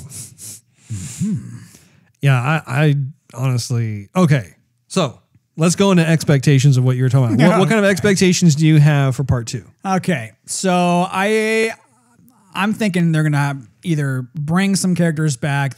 Obviously, Thanos is going to get defeated somehow. That's just it is what it is. He probably not going to die, and I hope he doesn't die, because he'll probably be like banished to some realm or something. Yeah, he's got to be. I mean, I think Doctor Strange is going to come out, and he's going to have to do something to get him banished. I think a lot of characters are going to come back. They might use the gauntlet to bring a lot of the characters back. I think maybe they're going to have to select and choose, because that's going to be heavy. And I think they're introducing us to say that, okay, we can take these characters in, we can take them out, we can do whatever we want at this point. And so I think they're going to have to choose, and there's going to be some weight. I think there more characters are going to be offed for sure. We're never going to see them. And there's going to be some scars from the second movie. Oh yeah. Yeah. So I still think, in a way, everyone's vulnerable. I think it could be Captain, it could be Iron Man, it could be both. It could even be, I don't know if it's gonna be Thor or not. I mean, Thor's just got this new power, so I don't know. But I think it is going to provide an opportunity to introduce new characters. Oh yeah, well, you already. Oh really? They show it at the end. I mean, really? Okay. Hey. So you am know I wrong? So you know it's. Am I wrong? You can't, of course, you're expecting that. Everyone's expecting that. But I think I would almost expect that they would. Okay, so the end of the film, we see that Nick Fury has contacted Captain Marvel. So we know that Captain Marvel is going to be in the second part of the movie. I'm curious if there will be additional characters that have not been teased that will be in the second part. Wait a second. I just had a thought. Russ. This doesn't happen often. What? Do they have a release date for the second movie? It's next year. I don't know the exact day. I wonder, in between now and then, if we're going to get a separate Marvel movie with just Captain Marvel. We are. Ah! Really? Mm-hmm. How do you know? I did my due diligence. Oh! Yeah, so check this out. The only Marvel movies that are going to come out between now and part 2, one is the Ant-Man sequel, Ant-Man and the Wasp. Yeah, I heard that, yeah. Captain Marvel. And that's it. Oof. And then we're going to go right back into part 2 of Avengers Infinity War, which, if you recall too, see, here's the thing. Hawkeye was not in this one. Yeah, and I thought I was trying to think, because I thought with that whole government bureaucracy scene that we all kind of roll our eyes at. Yeah. Roll our eyes, like plural, because there are more than one. I thought they mentioned him in there, and I couldn't put my finger on it because it happened kind of quick, and I thought they may have. Well, you saw it twice. There's a lot to digest. I'm going to have to go in there and film it with my cell phone so I can see it again. My hope, though, is that we do see Ant-Man, Wasp, and Hawkeye come in, because it would be a shame if they didn't have some sort of presence within this 2-part. True, movie. Although somewhat their presence is insignificant. I mean, you never know. You never know what they may be able to hash up in order to take advantage of their particular skill sets. You know what would be kind of cool is if we had the Venom movie, which I'm very, very, very, very much looking forward to, and then they bring Venom as a guest, in the second part. They're not going to do that. They did it with Spider-Man. They're not going to do that, Steve. Whatever. I'm just saying to be cool. What would he do? Would it not be cool? What? I mean, it'd be cool to see like Venom there, but I mean, Venom, what's he going to do? Beat people up? I don't know. Help out the way he can. They're looking for anything to help. For Spider-Man. Oh, he died. Oh.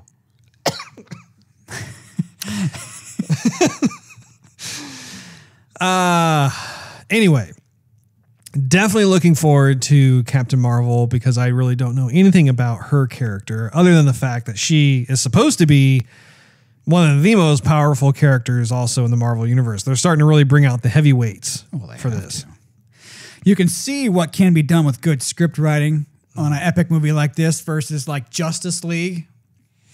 Like completely different. Absolutely. As far as the left is from the right. I mean, I think DC is kicking themselves right now. I think that especially after watching this and seeing just I've said this so many times. It's like I am blown away by the fact that they have not copied the basic recipe of just doing the standalone films and then do the team up film. Then break apart again, do the standalone films, and then just rinse and repeat. Just do it over and over and over, and then steadily add additional standalone character films into the world of the DC Comics film universe. And it's like they have some sort of horrible case of ADD or something. Like just the way that they're trying to fast forward. It's like, no, you can't do that. You're turning a filet mignon into like a fast food Happy Meal or something. Like you just... No, like your fan base will grow. You will get the same kind of success, but you have to take your time with it. And they need to do a better job casting. Yeah. That's another thing too, entirely. But without Batman, without digressing too far with that, let's jump into some IMDb trivia. Okay. And then afterwards, we can give our conclusion and our ratings. Or aren't we? Yeah, we are. So, okay. Avengers Infinity War trivia courtesy of IMDb. Tom Holland, who plays Spider-Man, was not allowed to read the script for this film since he revealed too many secrets for Spider-Man Homecoming in 2017. Oh, slap on the wrist. The Wakandan war cry, Yabambi, which I wonder what that meant because I've heard him yelling that from time to time. I'm going to see if I can pronounce this correctly. It's Zahosa for hold strong. Oh, yeah, that's cool. Yabambi! You know when they say that's it? Pretty sweet. Steve Rogers, who plays Chris Evans, had a new look for this film. Steve Rogers, who plays Chris Evans? What? You said Steve Rogers, who plays Chris Evans. Did I say that? Other way around. Sorry, a little bit of dyslexia. Rewind a little bit. How about this? Steve Rogers, Chris Evans, had a new look for this film. At the end of Captain America Civil War in 2016, Steve Rogers quit as Captain America, something which occurred several times in the comic book. For the first time, he assumed the identity of Nomad. Rogers' costume in this film captured basic elements of the Nomad character in that it is primarily blue and features yellow disc-like objects attached at the collar. For the second time Steve Rogers quit, he was featured to have grown scraggly with a beard, and he would eventually shave the beard and create a new identity as the Captain. Consequently, the physical appearance and costume for Steve Rogers is a combination of the two most popular times he quit being Captain America. I thought that was pretty interesting. Nice. This is Robert Downey Jr. and Chris Evans' 9th time playing Iron Man and Captain America, respectively. This ties them with Hugh Jackman, Wolverine from the X-Men film franchise, for those of you who are living under a rock, for the actor with the most appearances as the same superhero. The times taken for Evans and Downey to accomplish this milestone, Evans, it was 7 years, and for Downey, it was 10 years, adds up to the time taken by Jackman, which was 17 years. Wow. Pretty crazy, huh? Robert Downey Jr. requested the furniture from his house in Los Angeles be shipped to the filming location in Atlanta, and the movie studios complied. Okay. Method acting there, I suppose. I don't know. The first trailer for this movie racked up more than 200 million views in 24 hours, setting a new record for the most trailer views in a single day. I think we talked about that. I think we did too. After debuting Wednesday morning, the trailer earned 230 million views in its first day, according to Marvel. This movie's record viewership dethrones the previous champion, It, the movie It, in 2017, which earned 197 million views when the first trailer dropped earlier this year. And I remember that was marketed really well. I remember we talked about that on Joygasm. Yeah, they made the trailer basically a replica of the original trailer. Right. All three Marvel Cinematic Universe phases have referenced either an Infinity Stone or the Infinity Gauntlet. No surprise there, because we have been seeing more and more of that. Natasha Romanoff sports a whitish blonde hair color, making her resemble Yelena Belova, who for a time impersonated Black Widow in the comics. Nice. She almost looked like Storm in a way from X-Men. A little bit, yeah. Entertainment Weekly confirmed that Bucky Barnes, the Winter Soldier, will go by the codename of White Wolf in Avengers Infinity War, as he was called by the children of Wakanda in a post-credit scene of Black Panther. White Wolf in the comics was T'Challa's adopted brother Hunter, who was the leader of Wakanda's secret police, the Hatut Zarazi. It's a little bit of interesting trivia there for you. Now, to wrap things up, just because we have officially been chatting about this for 2 hours. Actually, I wonder if this is the one movie where we had three major Chris actors all together simultaneously. Chris Pratt, Chris Evans. I think there's a third one. There's I thought there was a third one. Is there a third one? Chris somewhere. I'll look it up. Okay, continue. I'll look it up. Now you got me all curious. Chris Hemsworth there is what you're you thinking go. of. Yeah. Very good. Thank you very much. Some Chris representation on this film. Chrisage. So yeah, it goes without saying here. In conclusion, to me, this movie is a magnum opus. It's culminating 10 years and 18 movies for this very moment for movie number 19. I think that folks such as Kevin Feige and the Russo brothers deserve massive kudos for steering this ship towards the finish line and honestly providing fans with a movie-going experience that will continue to entertain future generations. I mean, like, I stand by my claim. I don't think it's better.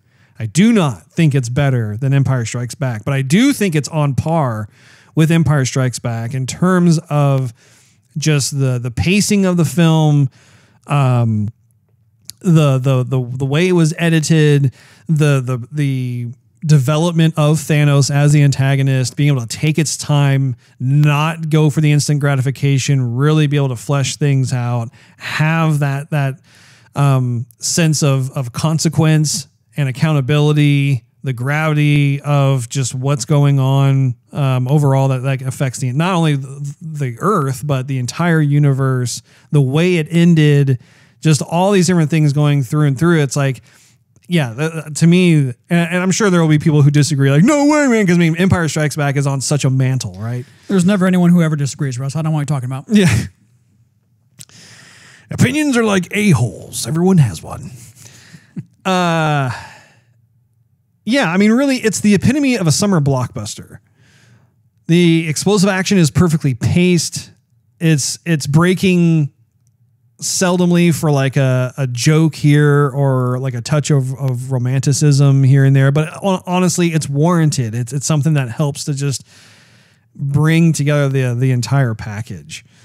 And yeah, I mean, it's just, to me, it was just awesome. I mean, I handily give it 5 stars. To me, like that, like this kind of film, like if there was never a part 2, like if this was like the way to end the Marvel storyline or whatever, not that I would be completely satisfied with that, but just as a movie by itself, a standalone film, to me, it was just a 5-star experience. I remember coming out of the theater with you and I remember saying, there is nothing else I wanted from that film. Like that was exactly what I was going for. I hand it over to you. Well, if you're going to make me rate this one, and it sounds like you are, Russ, here's what I'm going to say. I agree with a lot of stuff that you're saying. I had goosebumps pretty much throughout the entire movie. Usually when you have a summer blockbuster, there's like this climax where you're like, oh, that was so awesome when that one thing happened. This movie, it's like beginning, okay, second half, okay, third half, and there's so much good stuff in this movie. It's hard to pick it, all right, there's beyond like just one good moment. There's good lines, there's good scenes, there's great expression, there's great animation, there's great music, there's wonderful interaction and chemistry. And either I was yelling, screaming, laughing, my being totally quiet and still like, what's going to happen next, sort of thing, Petrified. Yeah. And rarely does that ever happen. However, I'm resistant to give it a 5-star rating because of like what I was saying earlier with some of the parts that I felt personally were cheapened a bit. Does that say it's a bad movie? No, it does not. But I think if you're going to make me rate it, which you are, I'm going to say, I'm gonna either say, well, we've always done things in quarters. No, we've either done whole integers or halves, like 0.5s. No, you have. I have said, okay, fine. If you're gonna make me do I was gonna say a 4 3/4, but if you're gonna make me do a half or a whole, I'm gonna say 4.5. Okay. Yeah, I felt. I don't know. I didn't like that. I love Peter Quill. I love all the Guardians of the Galaxy, but that whole thing just made me have a bad taste in my mouth the way that was written. I think that they needed to have a different way of people turning to ash. I think that should have been a lot more serious and just not fluff.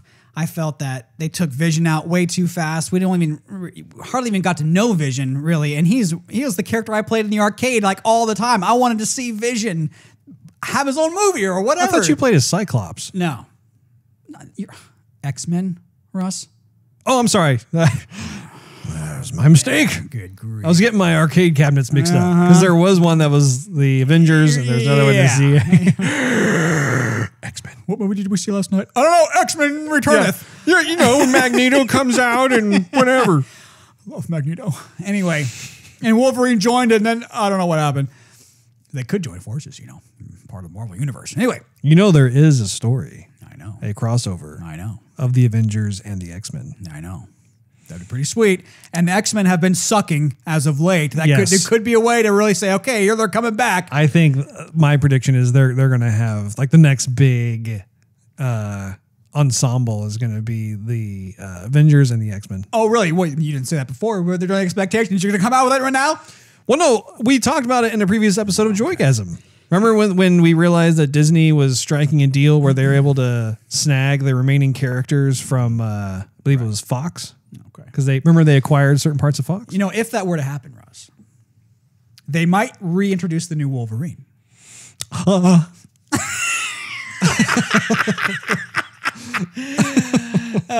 Okay, so yeah, if you're forcing me to do it, I'm going to say 4.5 based on what this whole thing was. Now that could change when the second movie comes out because if I compare the two and rate them all as one, I could just say, okay. Well, and I think that'd be a fun thing to do. I think that what we'll do is we'll rate the part 1 and part 2 by themselves, and then we will do like just an overall rating. Just because it's going to be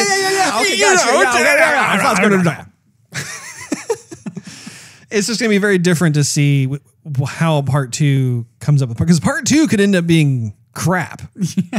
And we're like, sucks. Well, yeah, that one's awful, but this one was great. Yeah, I doubt it. Or it could just, and see, that's one of the, once again, it's so beautiful. The fact that they've already shot part 2. I know. They did both part 1 and part 2 together, which is super smart. And so now it's literally just up to the post-production houses to be able to kind of get through all their items on the to-render list. And so, yeah. You know what? Black Panther just needs to become more panthery.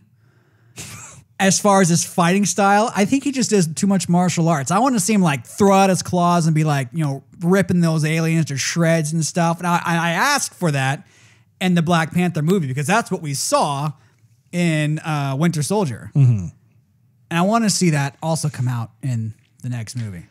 I think that we did see that even in part 1, but I think that's also a testament to just the sheer scale of the battles that were going on. Like, I don't know if you noticed or not, but there was like this one kind of sweeping camera shot of Wakanda.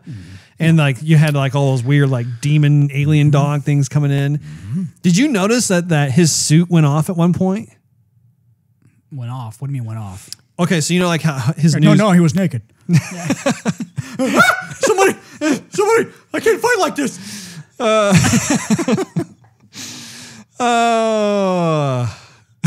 And that thing that's in between your legs is all shriveled up because you're a little scared. Anyway, no confidence right now. There was a scene where like it was kind of like this panning shot, and it was kind of like almost like a helicopter view of just what was going on. Drone view, yeah. If you recall his outfit, you know how his outfit absorbs the kinetic energy, and then he's able to expel that back out. Yes. There was a scene where like it was like this panning shot, and then these. Like all those like weird alien dog things were like coming out, and you saw like this purple, like it was small, but it was like those. Yeah, I saw that. Yeah, yeah, like that was him like exercising like that ability in there, but due to the fact that there were so many like creatures and characters going on in this battle, like it almost seemed insignificant, which I loved. I mean, once again, this movie propelled the notion that the situation was so big and so dire, and it was a war, that it wasn't like any one superhero had the limelight and could do something. I suppose like when Thor came in, Thor had more of a ha-ha moment at toward the end. Awesome. But actually, we didn't even talk about that. I know. We didn't even talk about like the scene where like he like sticks it to Thanos with the Stormbreaker. I mean, I love freaking awesome. Just since we're talking about it really quick, I loved how like he gripped the back of Thanos' head and looked at him and said, "I told you." What did he say? Something along the lines of like, "I told you I would kill you for that," because he killed Loki. Yeah, you're wiggling your fingers in my face. That's what we need a camera for, so people can see you wiggling my fingers in my face. But I loved how like he was just like doing that. I mean, it to me, I was like, yeah, and he like shoved the accent a little bit more. Yeah. And even like the way it was sickening too, just when Thanos was like, "You should have like cut my head off or aim for the head or something," and then you look over and you see him just go, and you're like, "No!" Like I was thinking to myself at that moment, like before that snap happened, I was thinking, "Oh yeah, this is the typical Marvel ending where you think he has all the power and stuff, and then Thor at the last moment comes in and saves the day, but then he didn't." I'm like, that is the payoff. Yeah. That's what I wanted. And then we see Thanos waking up and like, he's like smiling, looking at the sunrise and stuff, and then it goes cuts to black. I'm like, that is what I wanted. Yeah. Yeah. They didn't peter out. One of the other scenes, I don't know why it hit me in the feels, maybe because Groot sacrificed himself a couple times. Yeah. But when the Groot Jr. creates the handle for the axe. I don't know why I love that scene so much, but I got chills down to my ankles. I thought that was incredible. I loved that scene. Yeah, no, I did too. I thought it was great. And it's so cool to watch Thor just man up. Like again, he too is like one of the most powerful characters. Like you have certain superheroes that on the power list are not as high as others. And it's just great to like, man, it's such a great time to be alive right now. I'm so happy. Such a great time to spend all this money on movies, on merchandise. I mean, dude, I'm probably going to see that movie easily like 5 times in the theater. I've already seen it twice. I only need to see it 3 more times. I know I'm going to be taking the wife to go see it. I'll probably see it again with you. That's 4. Plan on seeing it. I know you're probably going to go see it at least one more time. I have to see it one more time. I think the theater next or close to us has a little bit better subwoofer because, like I was saying on the walking out of here, I thought they just needed to crank up the bass just a tad bit more, and then it would have been. I want to feel it in the ghoulies. You know what I mean? Do you have any other parting comments before we wrap this up? No. How much time have we been talking, Russ? Because it only feels like 45 minutes, but we've been talking probably about 3 hours. Like the movie, Steve. I know the movie was 2 hours and 36 minutes, and even though I saw that movie back to back twice yesterday, which was 5 hours of watching time, it really only felt like I was in there for like 2 hours. Yeah. We have been chatting about this particular film for 2 hours and 14 minutes. Oy vey. So if you've been sticking with us this entire time, we definitely appreciate it. Thank you. And thank you for that, because it has been, I mean, it's so fun to talk about this movie. It is. It's just rewarding. I really, I think it's one flick away from taking out little action figures and going. I know. Well, I mean, when you think about Star Wars: The Last Jedi, like I was sincerely excited for that movie, and even though it had certain moments of brilliance in that movie, overall it was a disappointment. And had this movie not come out and been executed the way it did, I think I would have really lost my faith in a lot of movie making, just as it applies to kind of more of the established IPs like Star Wars or the Avengers, whatever it is. And I'm so relieved, and I'm just glad I can just exhale. I'm just like, I'm going to love watching this movie over and over and over again. It's going to be so fun to be able to relive that experience. One thing that's going to be a little bit interesting is when Deadpool 2 comes out and we see that Brolin be Cable. Josh Brolin. If he's going to be able to hold the line, because we're going to be thinking about him going Thanos, and not Cable. He's a good actor. I think that we'll be able to accept him as Cable. And that's one of the brilliant things too, is the fact that I believe it's Fox that has Deadpool. It's not Sony, it's Fox. Are you sure? And it's because it's a different studio, he was able to, I think at the time when the contracts were signed and stuff, he was able to squeeze in being Cable in addition to being Thanos, which that's pretty cool. And the brilliant thing too is that, of course, Thanos is a CG character. So even though it has Josh's likeness to a certain extent, I mean, it's not like the actual actor playing. And Deadpool 2 is right around the corner as well. That comes out next month. We have both Deadpool 2 and what was the other one?